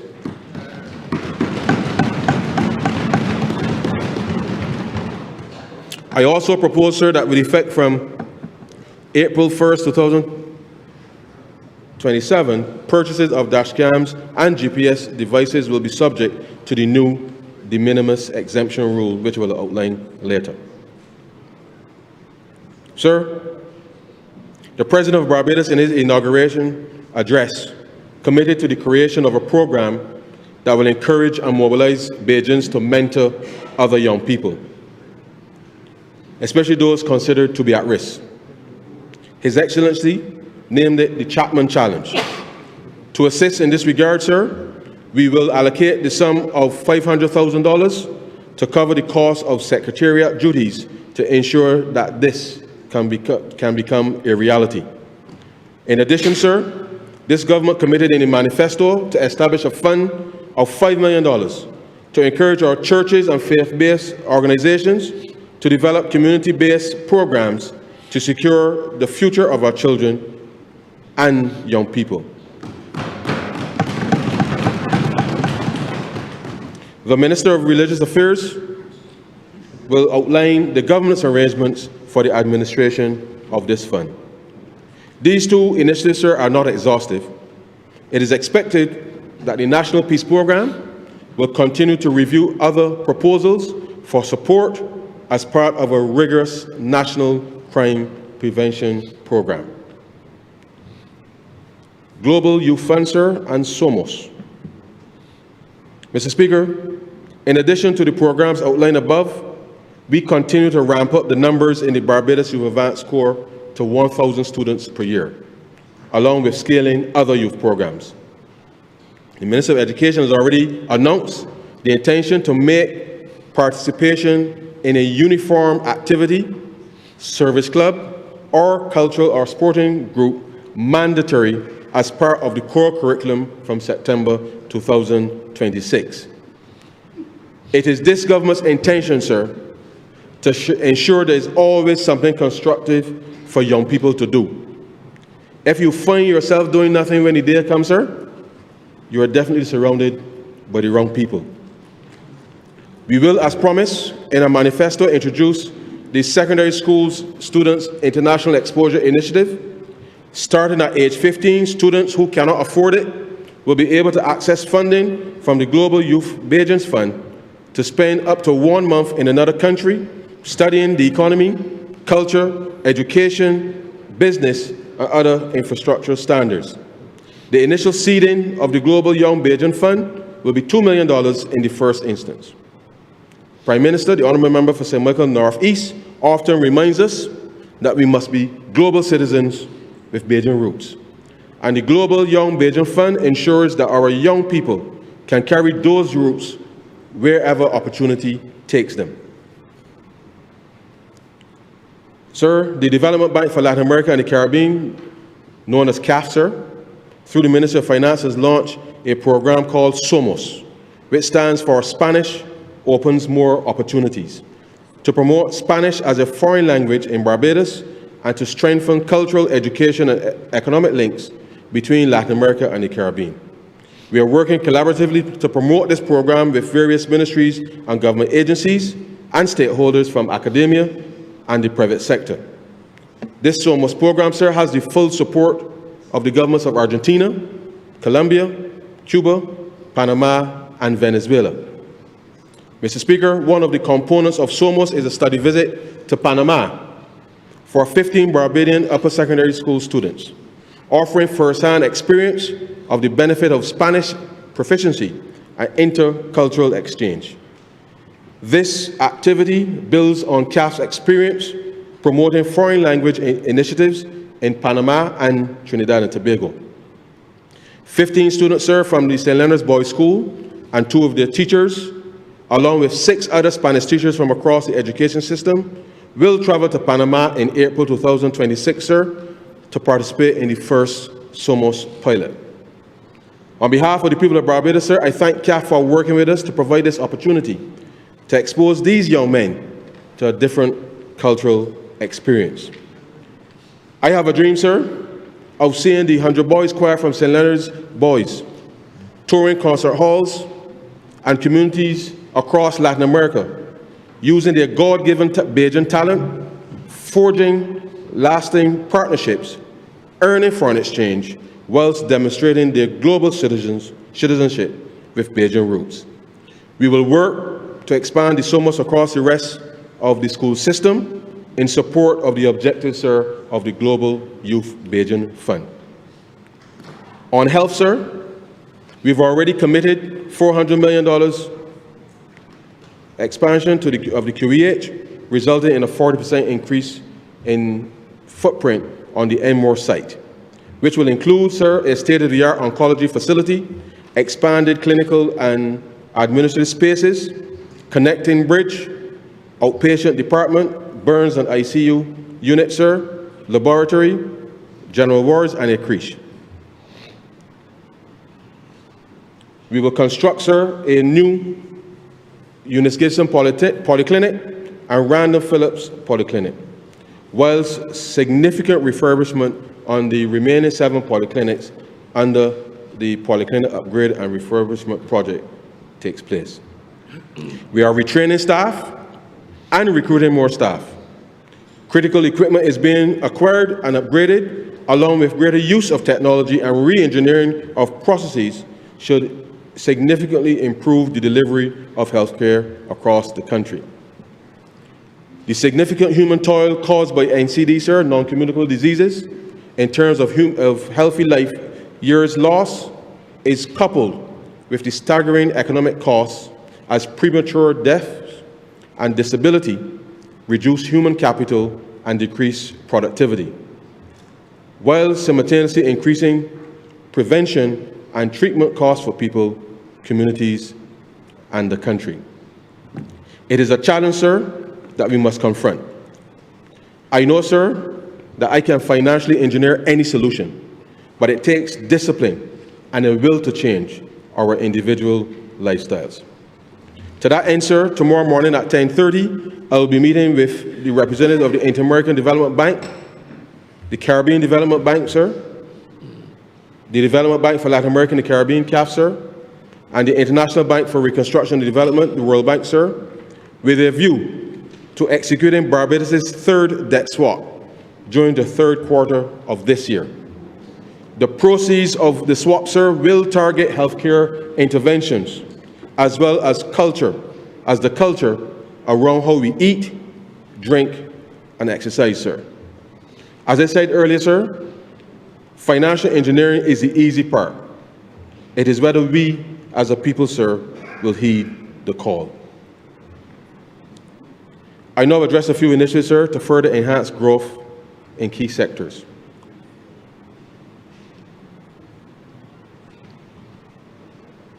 Within agriculture, sir, we will continue the program to bring the once abandoned Clico-owned plantation lands back into production. The Ministry of Agriculture, Food and Nutritional Security will prioritize investment in climate-smart agriculture, freight container farms, greenhouses, and hydroponic and aquaponic systems, which together with formal training in agricultural practices and business management for young people, we can be assured of greater yields to deliver a genuine return on investment. The completion of the tissue culture laboratory very shortly is pivotal to Barbados agricultural sector reaching its pinnacle. As bees, sir, we understand our role in making a better life for our people. We also understand, sir, the importance of providing sound economic management such that our ordinary citizens can reap the harvest. Sir, we know that apiculture simply refers to beekeeping, which plays a critical role in pollinating crops and improving agricultural yields. A healthy bee population, sir, is essential to national agricultural systems and ecological stability, economic stability, and fiscal discipline, sir.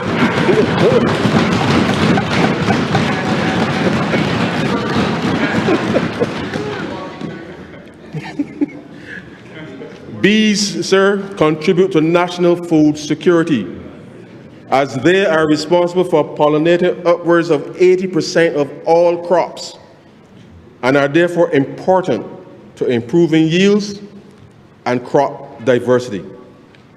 Beyond honey production, apiculture supports a range of other industries, including cosmetics, health products, agro-processing, and tourism-related markets. These industries present opportunities for diversification and value-added economic activity within the Barbados agricultural sector.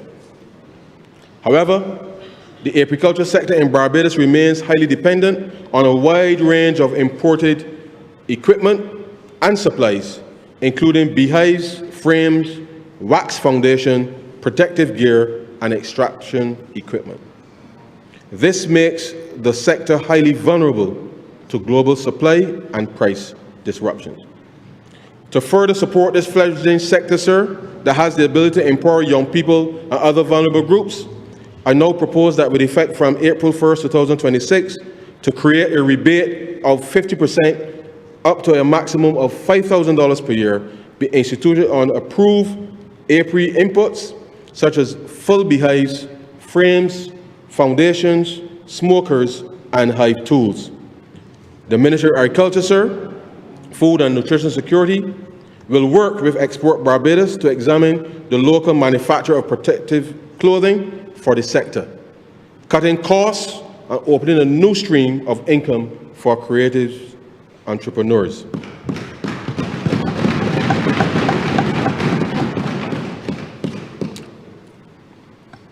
The ministry, sir, will also work with Export Barbados to contract buy from our beekeepers and brand this honey for commercial distribution, recognizing, sir, that honey does not spoil. The world, sir, is awash with fake honey. Public education will be critical in this area.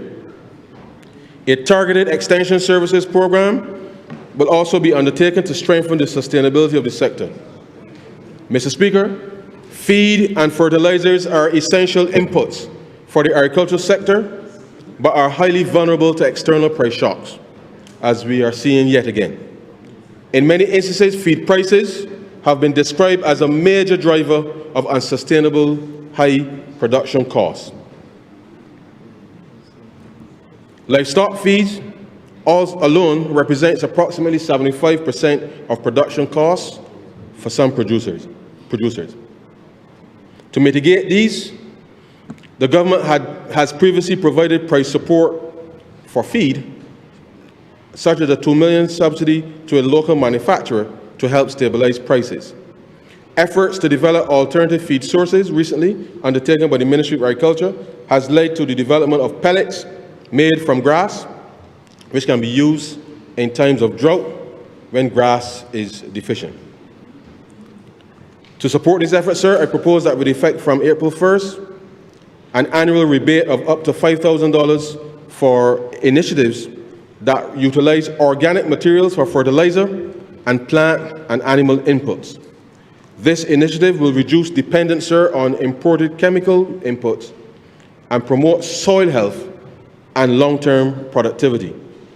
This will promote lower production costs over time and new agribusiness opportunities. Mr. Speaker, extreme heat is the cause of massive deaths in the poultry sector. Hundreds of thousands of chickens die due to extreme temperatures and heat stress annually. This severely impacts small farmers with limited infrastructure, resulting in substantial economic loss. The Barbados Agricultural Society has piloted a project using a special paint designed to reduce heat and energy stress, effectively boosting growth rates and the welfare of the birds. I therefore propose that from April 1st, 2026, to introduce a 100% rebate on the costs up to a maximum of $15,000 for small farmers to participate over the next 2 years. After this initial 2-year period, the rebate will be 50% up to a maximum, sir, available every 3 years. Mr. Speaker, also in an effort to help farmers address the challenge of prejudicial larceny, the government moved to incentivize the use of security cameras and other security equipment. Currently, a one-time rebate of 50% of the cost up to a maximum of $10,000 is provided for an approved farm security system to protect against prejudicial larceny. I now propose that with effect from April 1st, 2026, the threshold for this rebate for farm security, sir, be increased from $10,000 to $15,000. The system may be physical, electrical, electronic, or any other kind, which does not breach the laws of Barbados and meets the requirements of the Ministry of Agriculture. This proposal will further support by the implementation of the Protection of Products Act 2022. The Ministry will also be engaging with the Barbados Police Service to further cooperation on this matter and is set to roll out an aggressive campaign to educate consumers and households. Since the pandemic, when we were in lockdown, sir, Bajans have shifted to online shopping, which seems not to be abating. Given the external environment and the attendant cost of living measures, sir, I propose that with effect from April 1st, 2026, goods landed in Barbados for personal use, delivered via registered courier and postal shipments will be as follows. 1, there will be an increase in the de minimis threshold for duty and VAT-free importation value from $60 to $150 free on board. Goods valued between $150 and 1 cent, sir, and $199.99, sir, will be free on board, duty-free, but VAT will apply. 3, sir, goods valued over $200 will be free on board, and customs duties and VAT will apply. The de minimis exemption for goods, sir, do not include alcoholic beverages, cannabis products, vaping products, sir, cigars, cigarettes, and manufactured tobacco from the de minimis exemption regardless of value. Sir, 5, a $500 fine will be imposed for false declaration, sir, and under invoicing plus the assessed duty. For the avoidance of any doubt, sir, importation of firearms of any type without a license, whole or in part, ammunition of any caliber, drugs, whether cannabis, cocaine, heroin, crack, methamphetamine, etc., sir, for the purpose of this regime, do not constitute personal use items. Importation of pharmaceuticals must be accompanied with a prescription from a registered physician or an import license from the Barbados Drug Service. Micro and small businesses, sir. Within the micro and small business sector, with effect from April 1st, 2026, sir, the loan limit for the Trust Fund Limited will increase from $10,000, sir, to $20,000.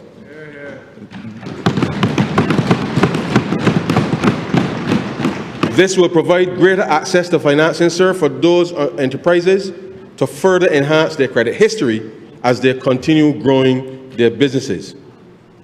Additionally, to further ease the administrative burden on the small business sector, with effect from October 1st, 2026, sir, I propose to increase the VAT registration threshold for small businesses from $200,000, sir, to $350,000, sir.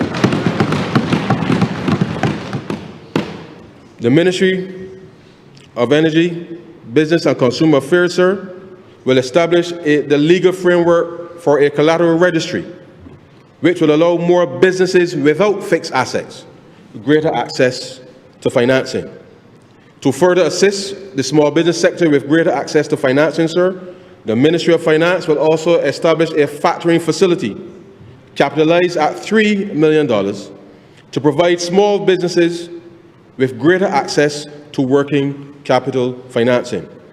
The Ministry of Finance will engage the Central Bank of Barbados on the administrative arrangements for hosting the facility, with details to be confirmed and communicated to the small business sector in short order. The Small Business Association, sir, will also assist here with the promotion and oversight of the facility to ensure small businesses utilize the facility as intended. Mr. Speaker, as it relates to credit unions, the drafting of deposit insurance legislation is at an advanced stage, which I hope, sir, to be able to debate in this chamber before the end of May. I take this opportunity, sir, to reiterate government's commitment to enact this legislation for credit unions and the commitment of $1.2 million to initially capitalize the fund, sir. Within tourism, sir, there are properties who were granted concessions under the Tourism Development Act for 15 years, which are about to expire, and there are no legal provisions in place for extension. Representation has been made to the Ministry of Finance on this matter through the Minister of Tourism, as well as the Barbados Hotel and Tourism Association. Taking the impact of the COVID-19 pandemic during 2020 to 2022 on the sector and the economy, I propose that with effect from April 1st, 2026, that all tourism properties with concessions issued under the Tourism Development Act on or after January 1st, 2005 will be granted an automatic 3-year extension to their concession agreement. Properties with concessions issued on or after April 1st, 2020 are not eligible for the automatic extension. Also, sir, with effect from July 1st, 2026, rental car companies will be designated as an eligible tourism service provider under Section 3.2 of the Tourism Levy Act, subject to criteria such as VAT registration, national insurance, as well as tax compliance, vehicle licensing and inspection, routine maintenance schedules, and receipt of at least 60% of revenue originating from foreign sources and evidence of that being deposited into the banking system. Also, sir, with effect from July 1st, 2026, approved rental car companies will be eligible for duty, excise, and VAT exemption on hybrid and electric vehicles and associated charging infrastructure imported every 5 years to encourage environmental sustainable fleet upgrades. In addition, sir, with effect from July 1st, 2026, value-added tax for eligible car rental companies will be reduced from 17.5%, sir, to 10% in line with the rest of the tourism industry. Also, with effect from July 1st, sir, stand-alone restaurants will access, sir, duty-free concessions on spirits under Section 15.3 and 4 of the Tourism Development Act, sir.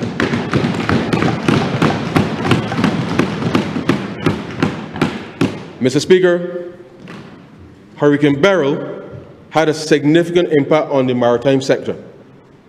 The government, through the Bridgetown port, expended almost $50 million in emergency repairs to the port facilities and the Bridgetown fishing harbor. The newly constructed breakwater in the fishing harbor represents significant and essential public capital investment. It does not address the issue of congestion, which will have to be addressed later this year as we explore alternative sites for the construction of a new fishing harbor for Bridgetown. Without offshore impact protection, vessel surge caused by adverse and shifting sea conditions increases the risk of structural damage, emergency repair expenditure, and operational shutdown periods. Even temporary dock closure would halt charter departures, fishing operations, and related supply chain activities. To remedy this situation, sir, the Bridgetown Port will install strategically placed concrete fill protective pylons. These preventative marine fender systems are considerably more cost-effective than structural reconstruction. This measure protects uninterrupted tourism revenue flow and reduces government exposure to emergency capital allocations and insurance claims. This is asset preservation through preventative infrastructural investment. In addition, sir, the port will install marine-grade navigational lighting to enhance safe approach into berths during low visibility and night operation. Night charters, sir, will extend tourism revenue beyond daylight hours, while fishing vessels, sir, which now rely on safe pre-dawn departures and return, will also benefit. Improved lighting reduces collision risk, limits liability exposure, and supports the safe expansion of evening tourism activities. It strengthens Barbados' reputation as a professionally managed maritime destination. Safe operation enables, sir, longer revenue windows. Further strengthening and reinforcement of existing dock infrastructure will be undertaken as entertainment and pleasure craft and pleasure vehicles carry substantial passenger volumes per departure.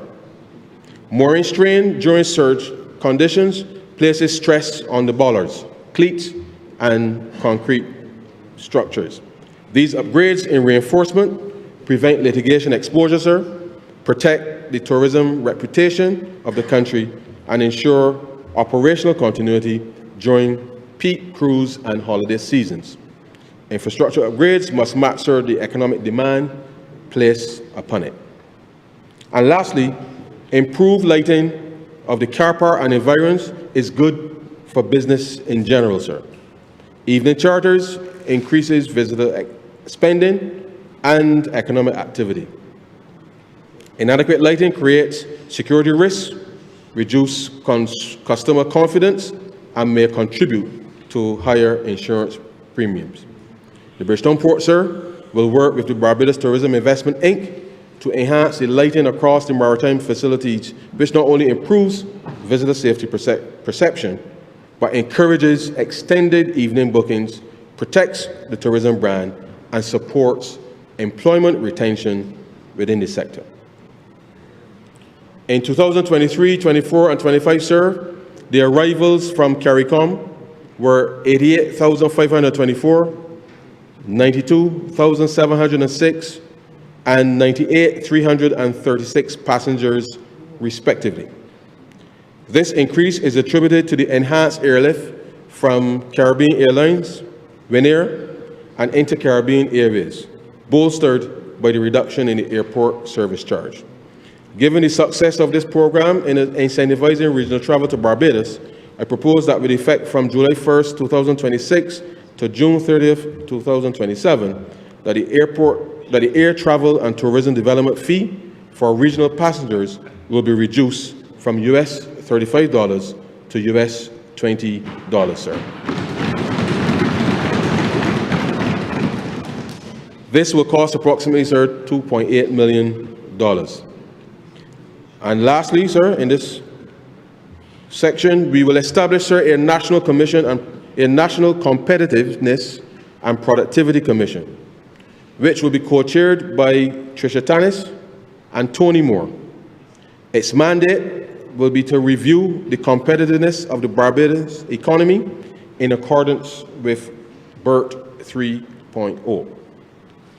This will inevitably include competitiveness of our tourism sector, which still remains the mainstay of our economy, and for which there has been no serious analysis since the COVID-19 pandemic decimated the industry.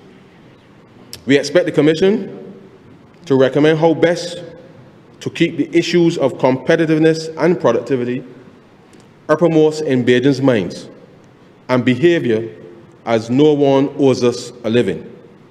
They will make recommendations to the government and social partnership on further reforms to be undertaken to unlock investment, create jobs, and earn or save foreign exchange. Beneficial ownership, sir. Mr. Speaker, beneficial ownership refers to the natural persons who ultimately own or control the financial benefits of a company or its assets. Knowledge of the beneficial owner of a company is critical if we are going to increase our corporate transparency and effectively fight money laundering, tax evasion, and financing of terrorism. In several jurisdictions around the world, public registers are being created in order to enable authorities to identify the real people behind complex corporate structures. The beneficial owner is therefore distinct from the legal owner of a company, in that the legal owner is simply the person or entity listed on legal documentation. The Cabinet of Barbados has, during the past week, approved a policy paper which will now enable us to institute in Barbados a beneficial ownership register in order to enable this country to identify the individuals who actually ultimately own or control the corporations and corporate structures registered in Barbados. This process is necessary if we seriously intend to enhance corporate governance in Barbados and to increase accountability, while at the same time making it harder to use shell companies in order to evade taxes or sanctions. The work required to implement this new beneficial ownership framework will be done in phases. The first will be the legal drafting, with the introduction of appropriate sanctions, administrative, pecuniary, and investigative penalties, together with authorization of the sharing of information with domestic and international competent authorities. The second phase will be one of digital implementation, which will require specialized IT systems architecture in order to ensure data integrity and on-premise security, ensuring robust protection against cyber intrusions, data breaches, and other threats. After we do this, sir, we will ensure the establishment and authorization of a business compliance unit, which will be established as a filing intermediary for companies who do not fall under a corporate or trust service provider. Among these will include the over 10,000 micro, small, and medium-sized enterprises in Barbados. Our target, Mr. Speaker, is for the Barbados Beneficial Ownership Framework to be functional by May 2027. Reindustrialization and the Green Industrialization Gateway Advantage. Mr. Speaker, we celebrate 60 years of independence this year and 5 years as a new republic. Today, we take a decisive step towards building the next chapter of Barbados' economic story. In recent decades, our economy has been anchored by tourism and financial services. These sectors have served us well, and they will continue to be vital to our national prosperity.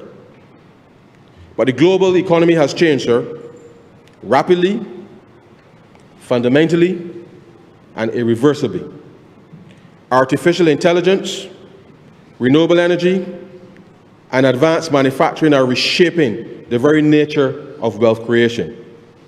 New technologies are opening opportunities that were, until very recently, unimaginable for small states. Barbados has always been a nation that punches above its weight. We have done it in diplomacy, and more recently with the Bridgetown initiative. We've done it in sport with a national hero, the Right Excellent Sir Garfield Sobers. We've done it in culture, sir, with another national hero, the Right Excellent Robin Rihanna Fenty. Now, sir, we must do it in industry. It is with this conviction that the government of Barbados announces the launch of a new national program, the Green Industrialization Gateway Advantage, otherwise known as GIGA. The GIGA strategy, led by Export Barbados, will reposition Barbados as a hub for advanced manufacturing and agro-processing, artificial intelligence infrastructure, life sciences, and global digital services. It is the government's plan to develop new industries such as manufacturing, advanced manufacturing, technology, and agro-processing to strengthen and diversify the Barbadian economy. Simply put, it is about building a new engine for economic growth. It will organize Barbados into 4 interconnected industrial corridors, stretching from the north of the island to the south, from the Atlantic coast to the Caribbean Sea, and anchored by 6 specialized industrial zones. Mr. Speaker, the GIGA strategy will create thousands of new high-value jobs for Barbadians. It will expand our export earnings from about US $700 million today to a projected $4 to $6 billion annually within a decade. Simultaneously, sir, it will create the industrial sector's contribution, it will increase, the industrial sector's contribution to our GDP from less than 6% today to up to 25% within 10 years. These are not aspirations, sir. They are targets, grounded in existing infrastructure, identified investment pipelines, and the proven capacity of the Barbadian people. Through the GIGA strategy, Barbados will become the green industrial gateway of the Atlantic. Economic Growth and Diversification Fund, sir. Mr. Speaker, every year, the amount of revenue foregone through concessions has reached $850 million, compared to just over $500 million in 2018 when we assumed office. Part of this story, sir, is related to the government's expanded capital works program and a significant increase in both foreign direct investment and local investment, further driving capital formation in the country. If you doubt me, sir, look at the number of cranes all across Barbados, from the west coast, sir, to the south coast, and right here in Bridgetown, sir. All signs of increased investor confidence. Having said that, sir, it is absolutely imperative that we work to expand our tax base and to further diversify our economy. That is why last year, sir, we created the Economic Growth and Diversification Fund. We have allocated $75 million for fiscal year 2026-27 to achieve said objective. But this is likely to increase given the new way of doing business. Adapting our approach and being more purpose-driven will turn out to be more cost-effective in the end, as it is less than 10% of what we are already foregoing in revenue on an annual basis. Part of the strategy for diversification, sir, is to kickstart the film industry. Remember, sir, I said part. We believe this shift will provide significant returns for the local creative sector as we unlock opportunities that would not ordinarily come to Barbados at scale. I will come back to that shortly, sir.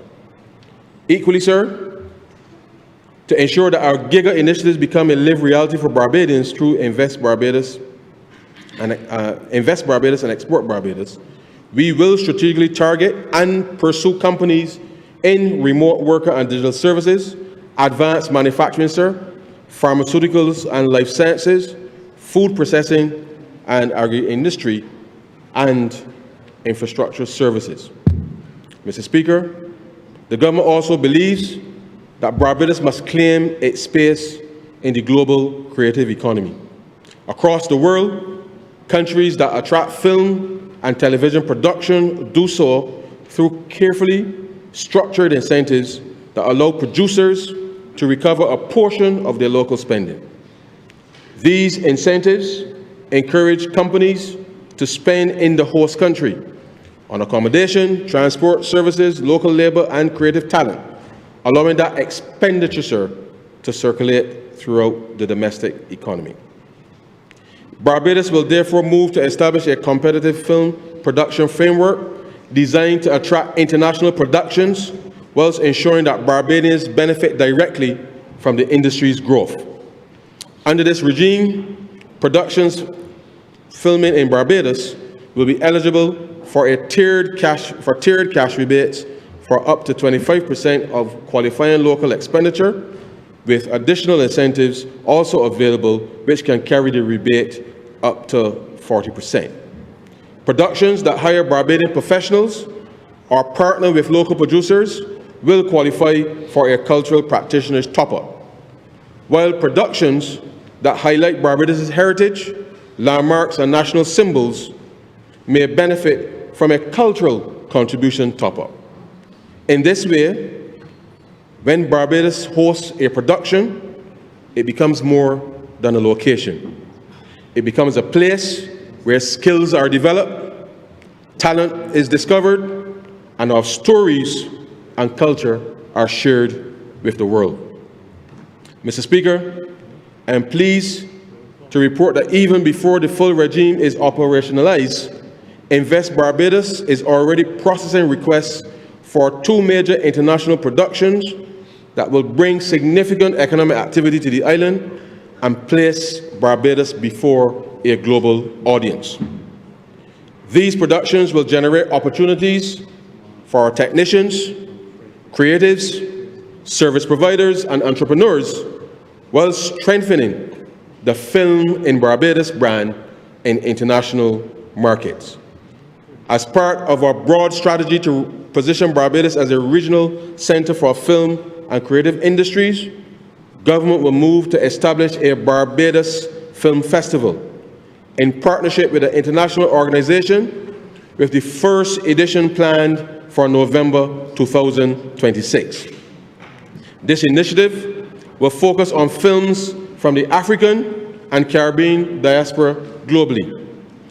It forms part of our wider effort to build a sustainable ecosystem for creative production in Barbados, one that expands opportunities for Barbadian talent while strengthening tourism, investment, and cultural industries across our economy.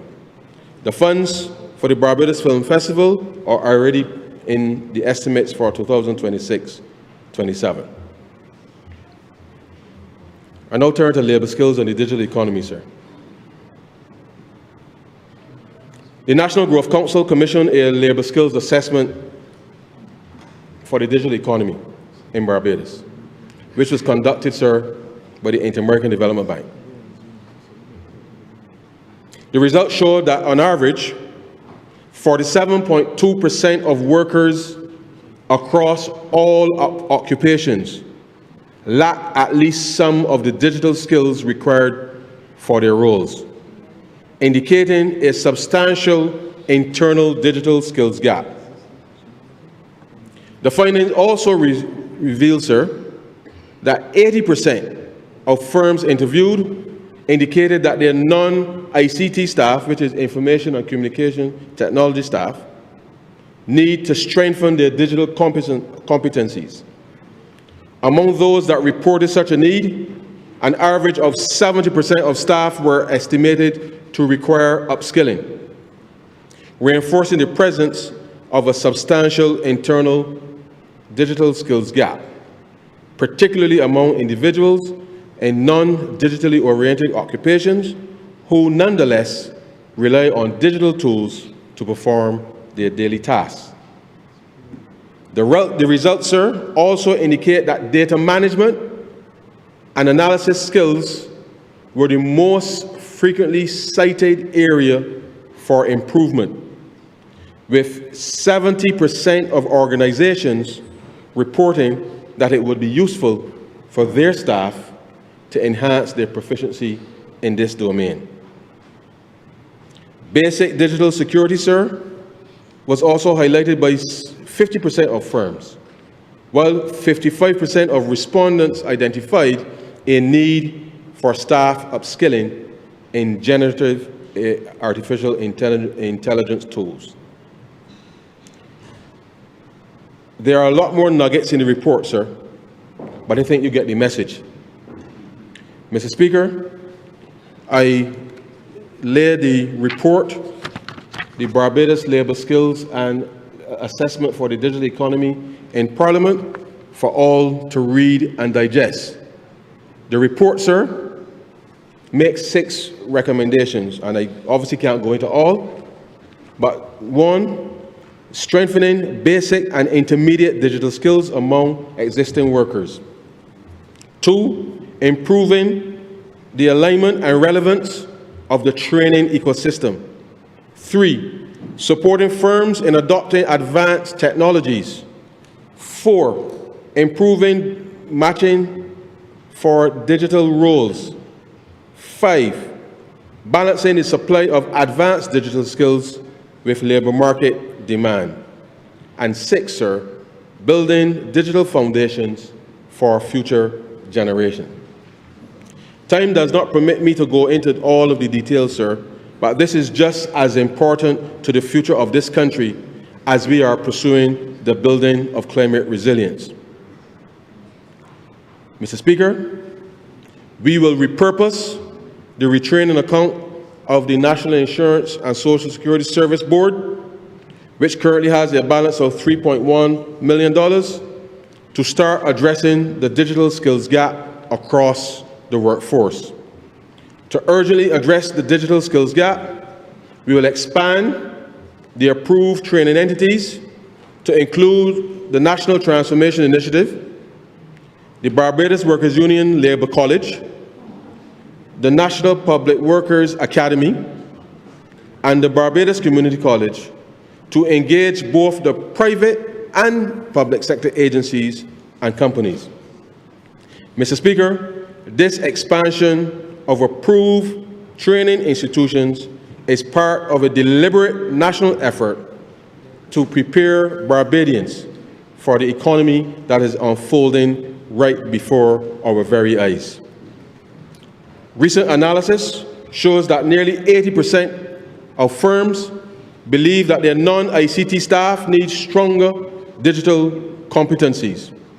And within those firms, an estimated 70% of workers require some level of digital upskilling. Mr. Speaker, this is about more than digitization alone. It is about ensuring that our people are ready for the green transition that is now reshaping economies, industries, and jobs across the world. In other words, sir, the digital revolution is already here, and we must ensure that Barbadians are not spectators to it, but participants and leaders within it. The message I send today to employers is clear, sir. Workers must become more confident in managing and analyzing data, in protecting digital systems, and in using new tools such as generative AI that are rapidly transforming the way businesses operate. These are not skills for a distant future, sir. They are skills required for today's workplace.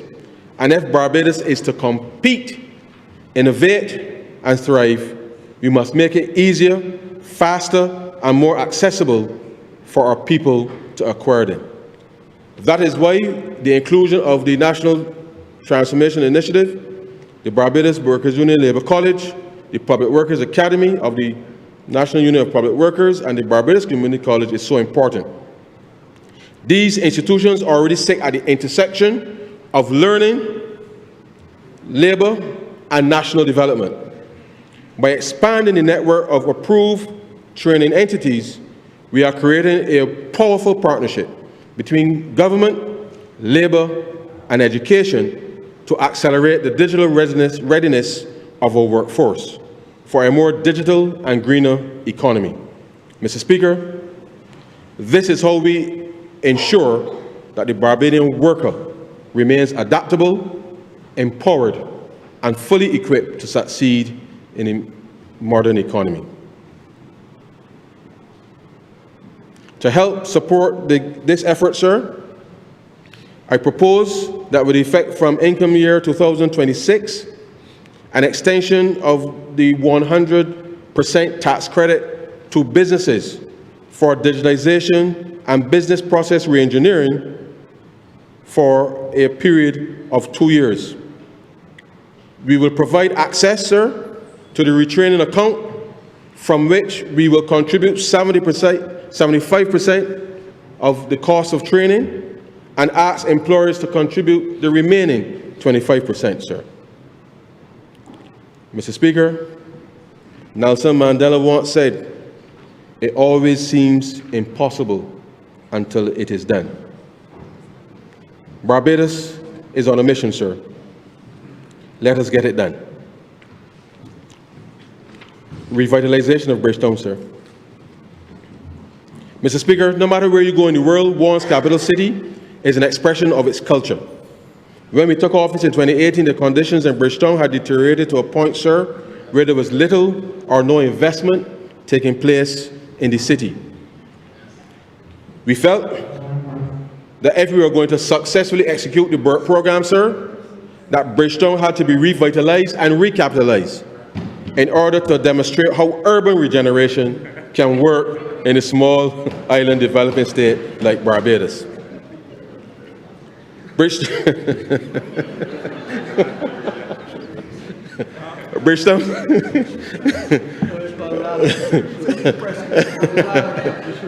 Bridgetown, sir. Bridgetown, sir, will celebrate 400 years of its establishment in 2028. And therefore, we must pivot, sir, and reestablish our capital city as the heritage capital of the Caribbean, a regional hub, a regional business and financial hub, home for Bajans and visitors alike, and a cultural and culinary destination. Mr. Speaker, let me remind the country that we didn't just wake up this morning to decide that we needed to do this strategic redirection.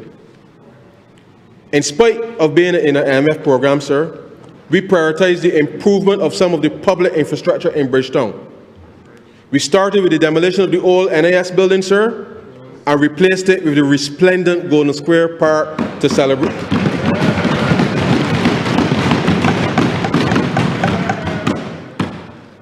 Which celebrates, sir, the 1937 disturbances, which ushered in a new 1937 rebellion. Let me rephrase, sir. We started with the demolition of the old NAS building, replaced it with the resplendent Golden Square Park, sir, to celebrate the 1937 rebellion. Which ushered in a new era of social and economic development in Barbados. The upgrade of the Fairchild Street Market, sir, has been completed. Notwithstanding, sir, and this is important, Very important. Notwithstanding, sir, the absence of locks on your head, sir, I know, sir, that you will be extremely happy to know that the government has almost finished the upgrade of the Temple Yard facility, sir.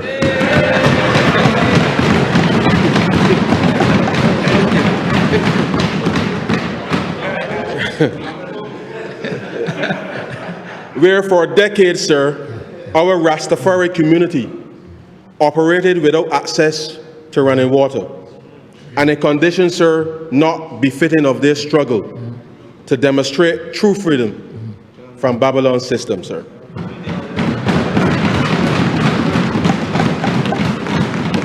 In addition, the government has sourced financing, sir, from the Saudi Fund for Development to accelerate the urban regeneration program, sir. The revitalization exercise in Bridgetown and the greater Bridgetown area will focus on inner city, low to medium income neighborhoods, such as Cat's Castle, Greenfield, Nelson and Wellington Street, sir, Chapman Lane and its environs, the boundaries of President Kennedy Drive, Westbury Road, Baxter's Road, and Mason Hall Street, sir. It would also include areas from Tudor Street to the Delaware Clinic and Gemmett's Lane, sir, to the Bayland. Phase 1 will cover Chapman Lane and its environs. Phase 2, Tudor Street to Gemmett's Lane. And Phase 3 will cover Delaware Clinic to Gemmett's Lane, Gemmett's Lane to Bayland.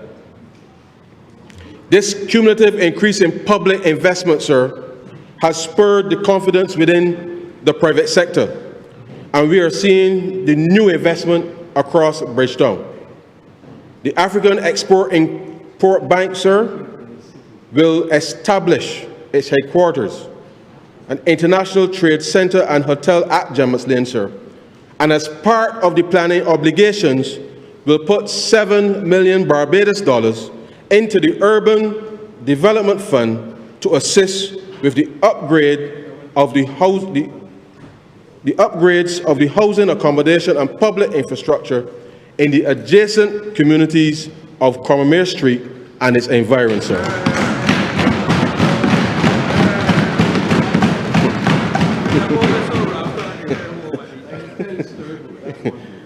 One day. Mr. Speaker, this is what making a better life for your people look like, sir. In addition, the government, through the Prime Minister's Office, Economic Affairs and Investment Ministry, sir, and the Member of Parliament for Bridgetown will work with the Barbados Chamber of Commerce and Industry and other stakeholders to establish a public-private partnership agency to oversee the revitalization of Bridgetown efforts, sir. Traffic congestion, sir.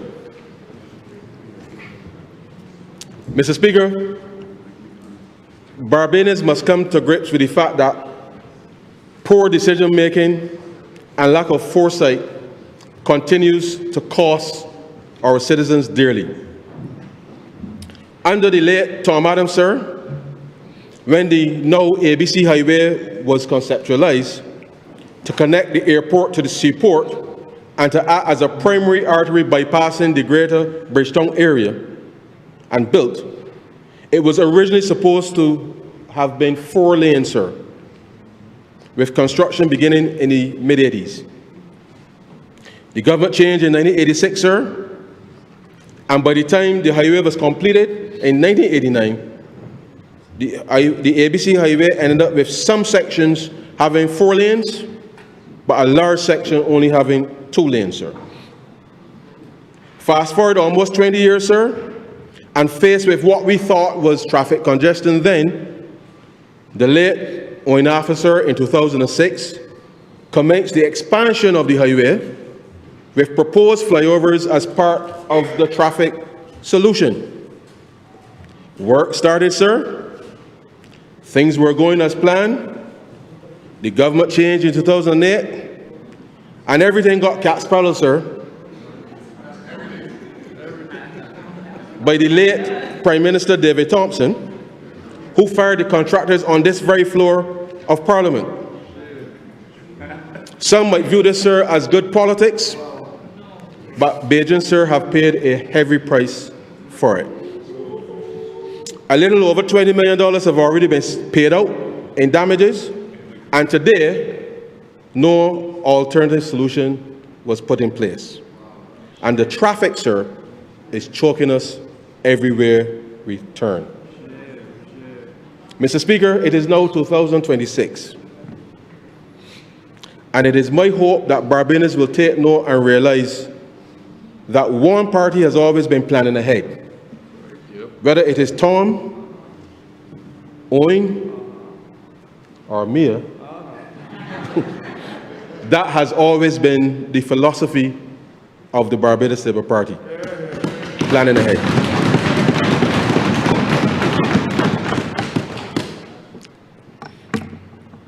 With that in mind, sir, the Ministry of Transport and Works will commence a national consultation on traffic, starting on Monday, March 23rd at Dighton Griffith Secondary School, sir, Kingston in Christchurch, and I will be there.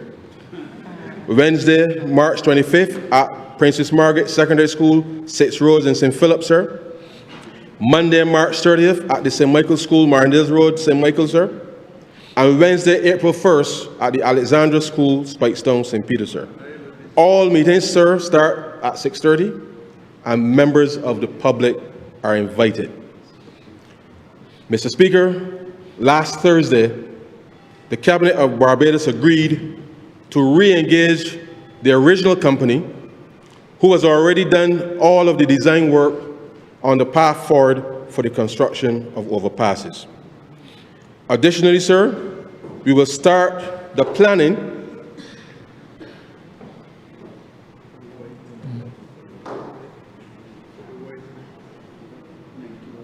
No. Yeah, I got it. Additionally, sir, we will start the planning for the widening of Highway 2A and other parts of the ABC Highway. Had we executed on the original specifications and timelines, Barbados in 2026 will be having a different conversation, sir, about traffic, without having to do work today that should have been completed 40 years ago and 20 years ago, respectively. And don't forget, sir, the significant increase in associated costs of executing those works in today's money compared to previous periods. Mr. Speaker, I really hope we will solve the problem this time and that someone else in 20 years' time would not be here lamenting what I just described.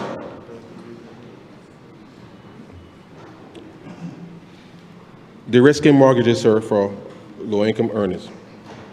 Mr. Speaker, this government is fully committed to the fulfillment of home ownership and enfranchisement in Barbados. Over the course of the next few months, our efforts will focus on the key underwriting practices to unlock this segment of the housing market, outlined as follows. We'll be looking at alternative credit assessment, sir, flexible debt-to-income ratios, down payment assistance programs, subsidized interest rates, extended loan terms, sir, and home ownership counseling and education. Some combination of the above, sir, along with cooperation and discipline, will see more Barbadians, sir, getting on the property ladder. Special needs, sir. Mr. Speaker, this government's record with respect to persons with disabilities has been strong, especially in the midst of the crises we have faced. We come to work to ensure that the acute vulnerabilities facing this segment of our population can be systematically addressed. We strive to make Barbados more accessible in every respect. And to that end, in the coming financial year, the Ministry of Transport and Works will implement a pilot accessible Bridgetown corridor, designed specially to improve mobility and independence for persons with disabilities, establishing a fully accessible pedestrian pathway linking key sections of the city from El Cipan roundabout through Prescott Boulevard, Lower Broad Street, and Bridge Street, with extensions into adjoining corridors, sir. This project will rehabilitate sidewalks, install curb ramps, tactile paving, and accessible crossings, and remove the physical barriers that currently prevent many persons with disabilities from moving safely through the capital. This initiative, sir, reflects the government's firm commitment to building a Barbados in which every citizen can move with dignity and independence. Too often, persons with disabilities are effectively excluded from our public spaces by infrastructure that was never designed with them in mind. This pilot, sir, will establish modern accessibility standards for Bridgetown and create a model that can be expanded across the country. At an estimated cost of $600,000, sir, this investment affirms a simple but powerful principle. A modern Barbados must be accessible to all of its people, sir.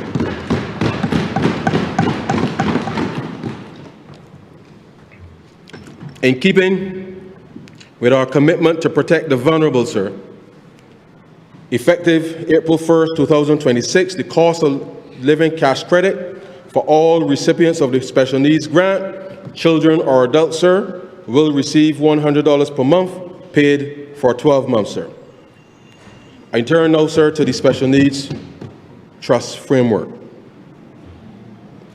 Mr. Speaker, as the father of an autistic son, I can tell you the one thing parents of children with special needs fear is what will happen to our children when we inevitably pass. It is a gripping emotion, and as I celebrate, well, as I approach my 50th birthday, sir, in a few weeks, God willing, it has become even more front of mind. Individuals with special needs require exceptional treatment, sir, and care. And as such, this government's focus on mitigating these vulnerabilities will remain at the core of our policy response.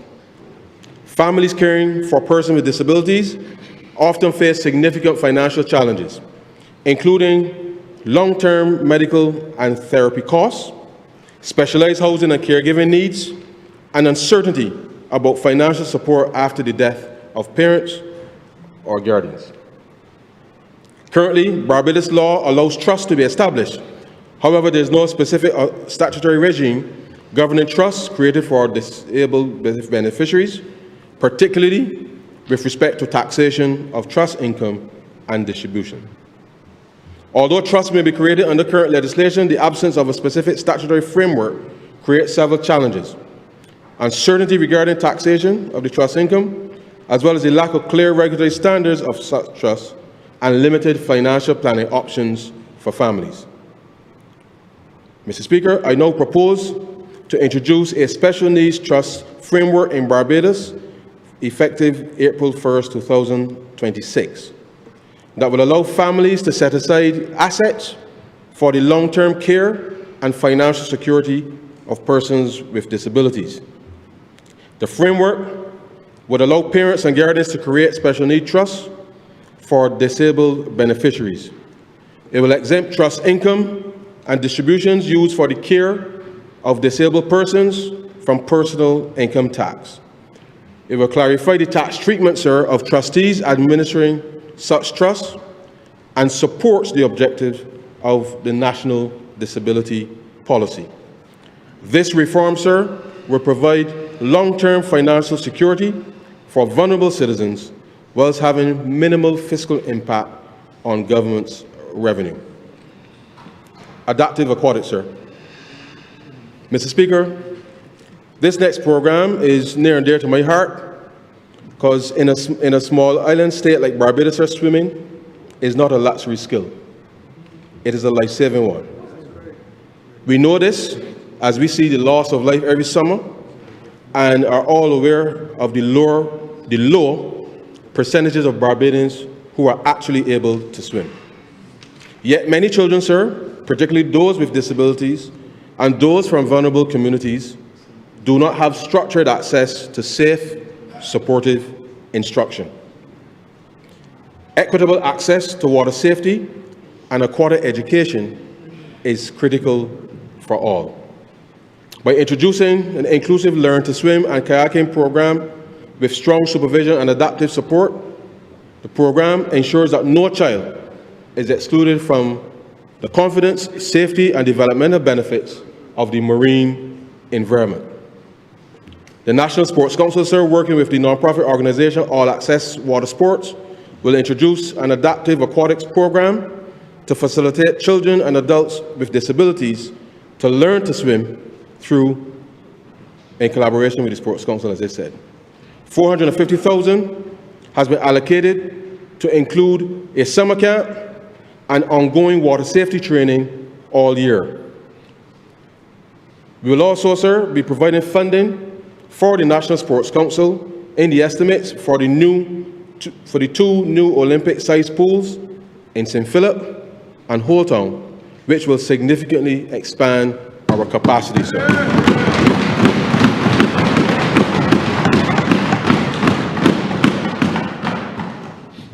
Mr. Speaker, you will recall that from June 1st, 2025, we extended the maternity leave provision for mothers from 12 weeks to 14 weeks for single births, and to 17 weeks for multiple births.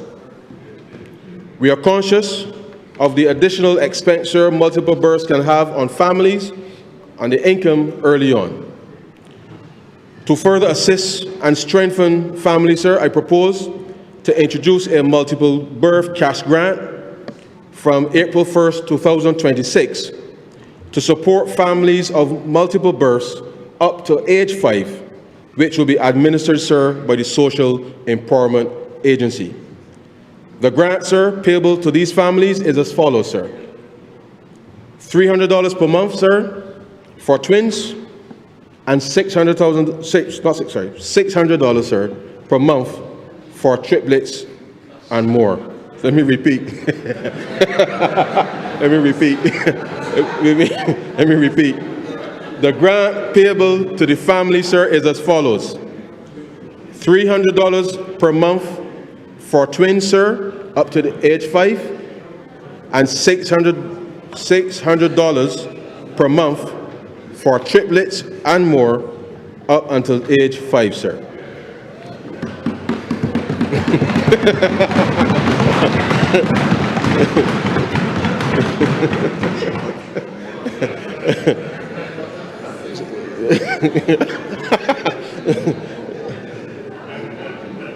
Let me be clear, sir. Let me be clear, sir. This does not apply to those gentlemen who may be lucky enough, sir.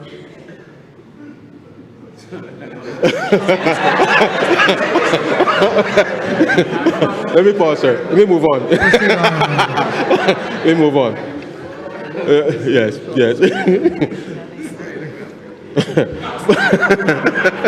Families, sir. Families that currently have twins, triplets, or other multiple births, age less than 5 years old, can apply to receive the grant, sir, from April 1st.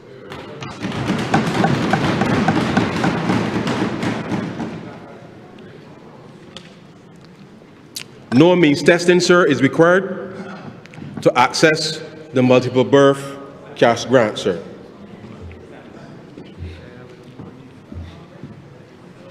Investing in our future, sir.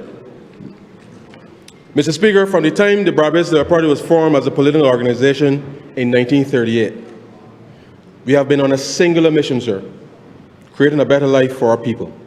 Lifting people out of poverty has been at the center, sir, of our mandate. Too many families start from zero, generation after generation. A one-time shock, job loss, illness, or a broken roof, for instance, can erase years of progress. A universal birthright creates a baseline asset, sir, that cannot be taken away by bad luck or lack of opportunity. The Barbados Party believes that we must reduce inequality without dividing the country. This is not a program that labels or stigmatizes.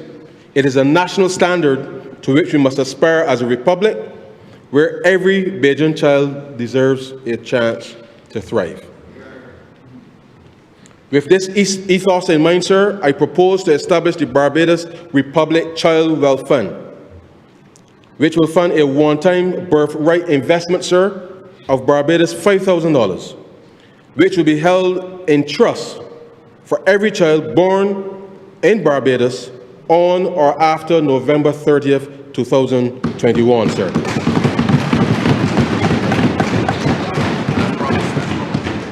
As promised, sir.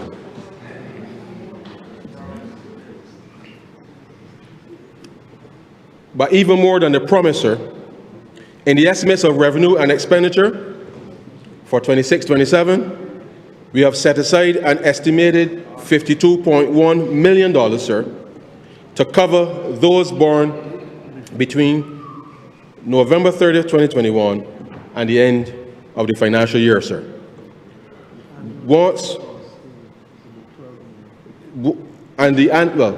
Based on current birth rate, sir, we anticipate that the annual cost moving forward will be somewhere between $10 and $12 million, sir. Once the legislation is passed, these investments, sir, will be treated as statutory in nature.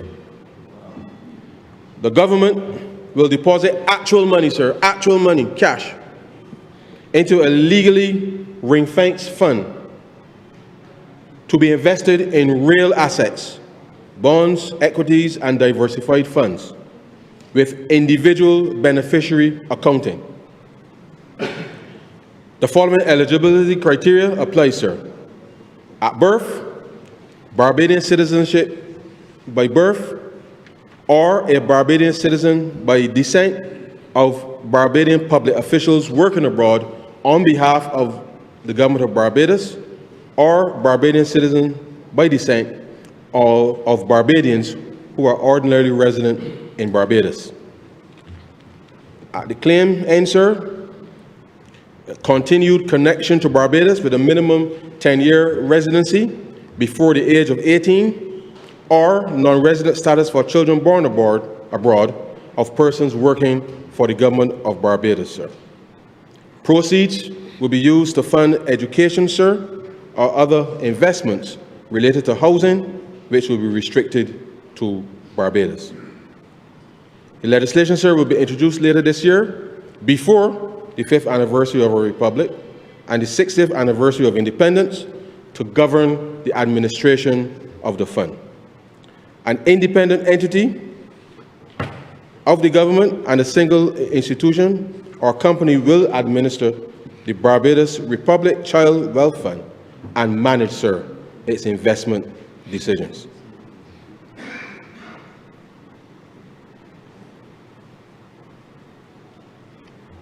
Conclusion, sir.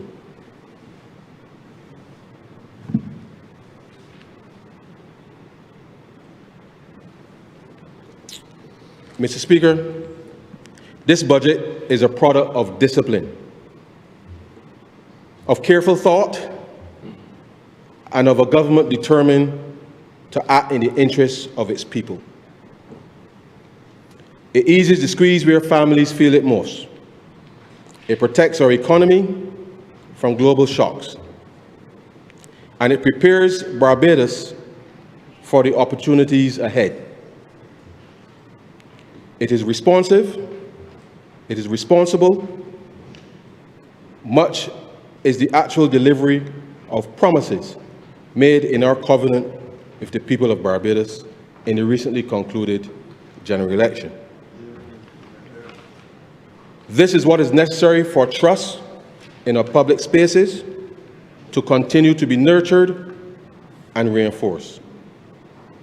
Above all, sir, it is rooted in an unshakable belief in the capacity of the Barbadian people to come together under strong leadership to meet any challenge in this turbulent world.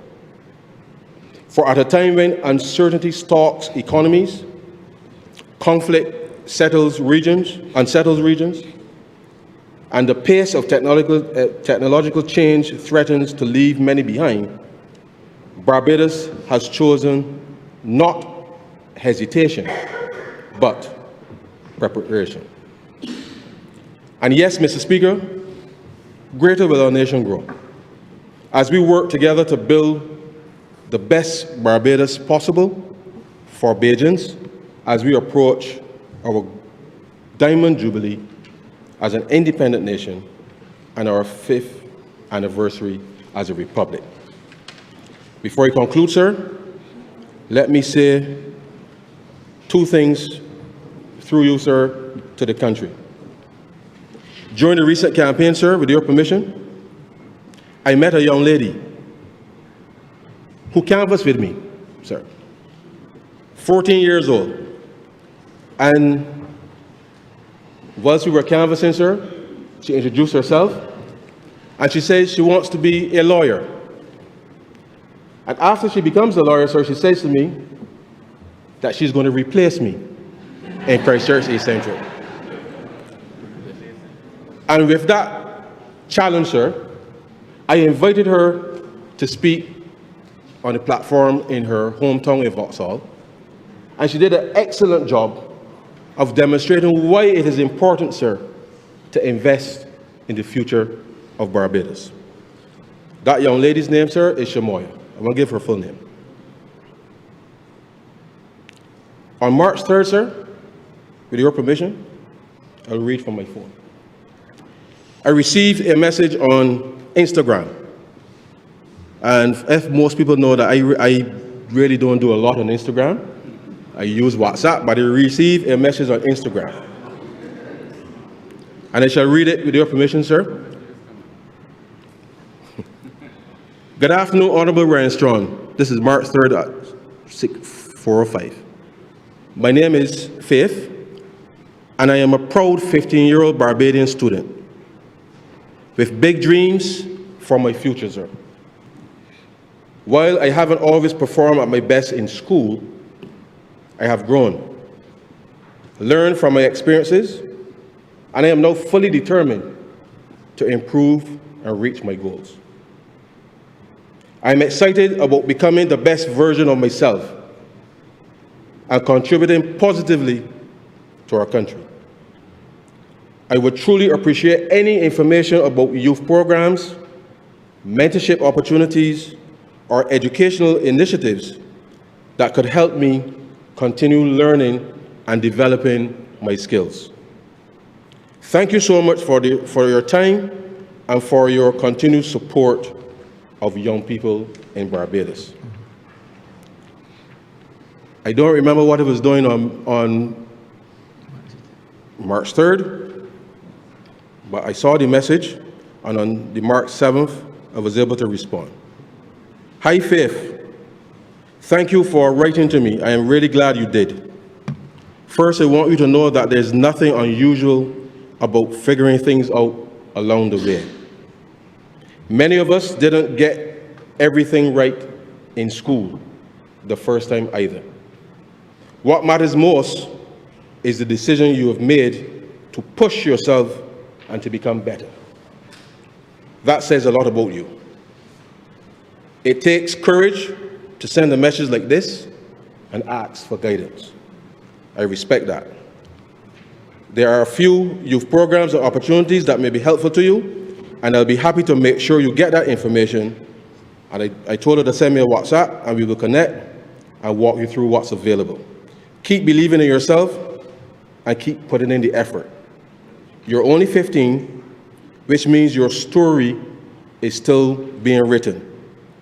I'm wishing you the very best as you keep moving forward. She sent me the WhatsApp, sir, and the first thing I told her, if you're going to communicate with me, I need your parents' permission, because you're a minor. She sent me her mother's telephone number. I spoke with her mother and explained to her what we will do.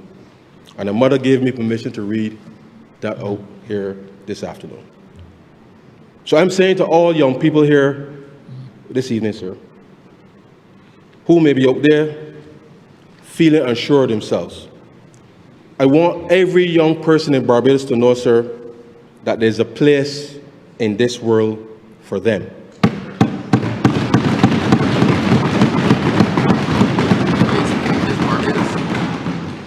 And yes, sir, that place is Barbados, sir. It is not, sir, where you start in life, but once you're prepared to invest in continuous learning and personal development, then you will reap the harvest.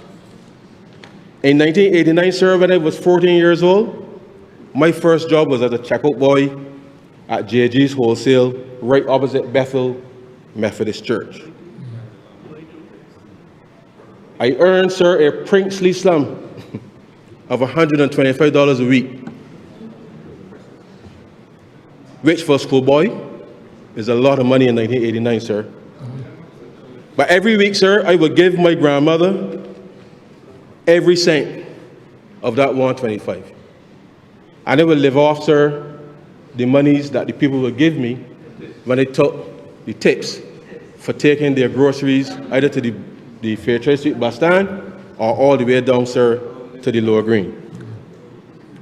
Perhaps, sir, that's where the fiscal discipline started. When I was at Upper Sixth, sir, I was a merchandiser at Budgetary at the top of Deacons Road, sir. And I would work from 11 p.m. to 5 a.m. in the morning, packing shelves on Thursdays and Fridays, sir, so that the weekend shopping will take place because there were no Sunday openings, sir, at that time. And I say to the young people, I started there across the way, and now this evening, sir, I'm here in this Parliament as the Minister of Finance of Barbados.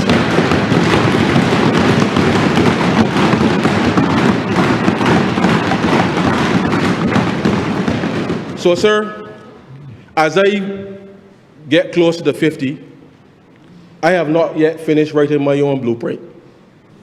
And I certainly don't plan to finish here either, sir. But I say to Shamoya and Faith that, and the rest of the young people in this country, sir, that I want you to believe that you can go any part of the world, sir, and walk into any room and change what is happening in that room for the better of Barbados and the world, sir.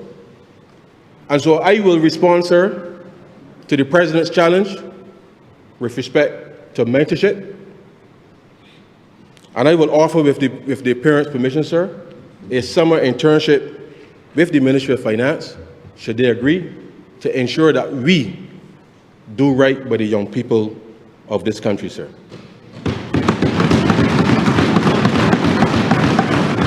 And so I conclude this speech, sir, with a few words from Dr. Martin Luther King.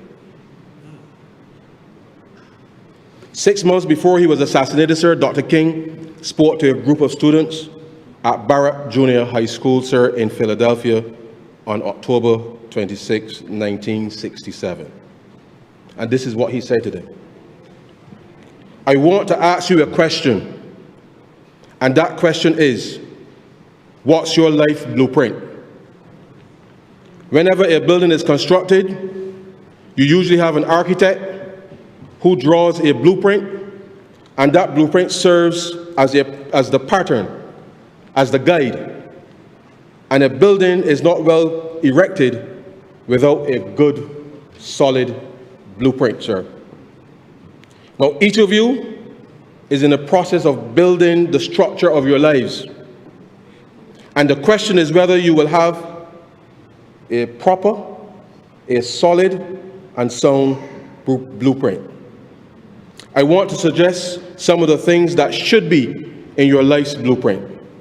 Number one, in your life's blueprint should be a deep belief in your own dignity, your worth, and your own somebodyness.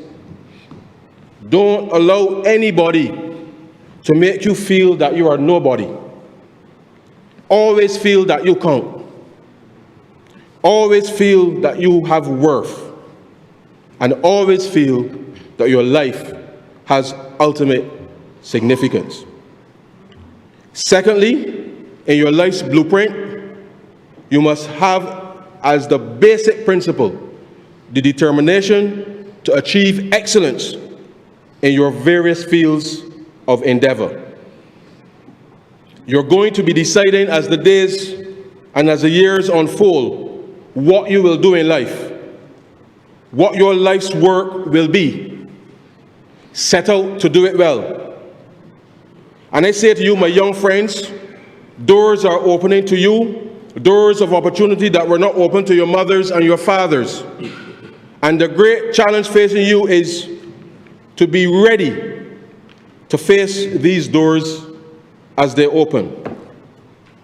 Ralph Waldo Emerson, the great essayist, said in a lecture in 1871, if a man can write a better book, or preach a better sermon, or make a better mousetrap than his neighbor, even if he builds his house in the woods, the world will make a beaten path to his door. This hasn't always been true, but it will become increasingly true. And so I would urge you to study hard, to burn the midnight oil. I would say to you, don't drop out of school. I understand all the sociological reasons, but I urge you that in spite of your economic plight, in spite of your situation that you're forced to live in, stay in school and continue learning. And when you discover what you will be in life, set out to do it as if God Almighty called you at that particular moment in history to do it. Don't just set out to do a good job. Set out to do such a job that the living, the dead, or the unborn couldn't do it any better. If it falls your lot to be a street sweeper, sweep streets like Michelangelo's painted pictures. Sweep streets like Beethoven composed music, sir. Sweep streets like Leontine Price sings before the Metropolitan Opera. Sweep streets like Shakespeare wrote poetry. Sweep streets so well that all the hosts of heaven and earth will have to pause and say, here live a great street sweeper who swept his job well. If you can't be a pine at the top of the hill, be a shrub in the valley. Be the best little shrub on the side of the hill. Be a bush if you can't be a tree. If you can't be a highway, just be a trail. If you can't be a sun, be a star. For it isn't by size that you win or fail. Be the best of whatever you are. If you can't fly, run. If you can't run, walk. If you can't walk, crawl. But by all means, sir, keep moving.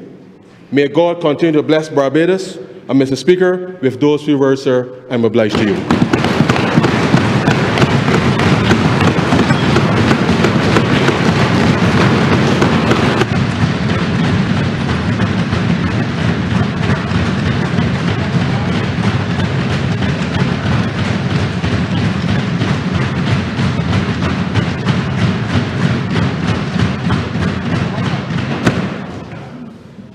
Mr. Speaker, I beg to move that this bill be read a second time. Honourable Leader, Government Business. Thank you, Mr. Speaker. In a very unprecedented ending to this evening, we will close. We will suspend until tomorrow morning at 9:30 a.m. I will repeat that for the benefit of all members. 9:30 a.m. promptly on the 17th of March, 2026. The question is that this honourable chamber be suspended until Tuesday, the 17th day of March, 2026 at 9:30 a.m. in the forenoon. All those honourable members in favour, please say aye. Those against, please say no. Me think the ayes have it. This honourable chamber stands suspended until Tuesday, the 17th day of March, 2026 at 9:30 a.m. in the forenoon.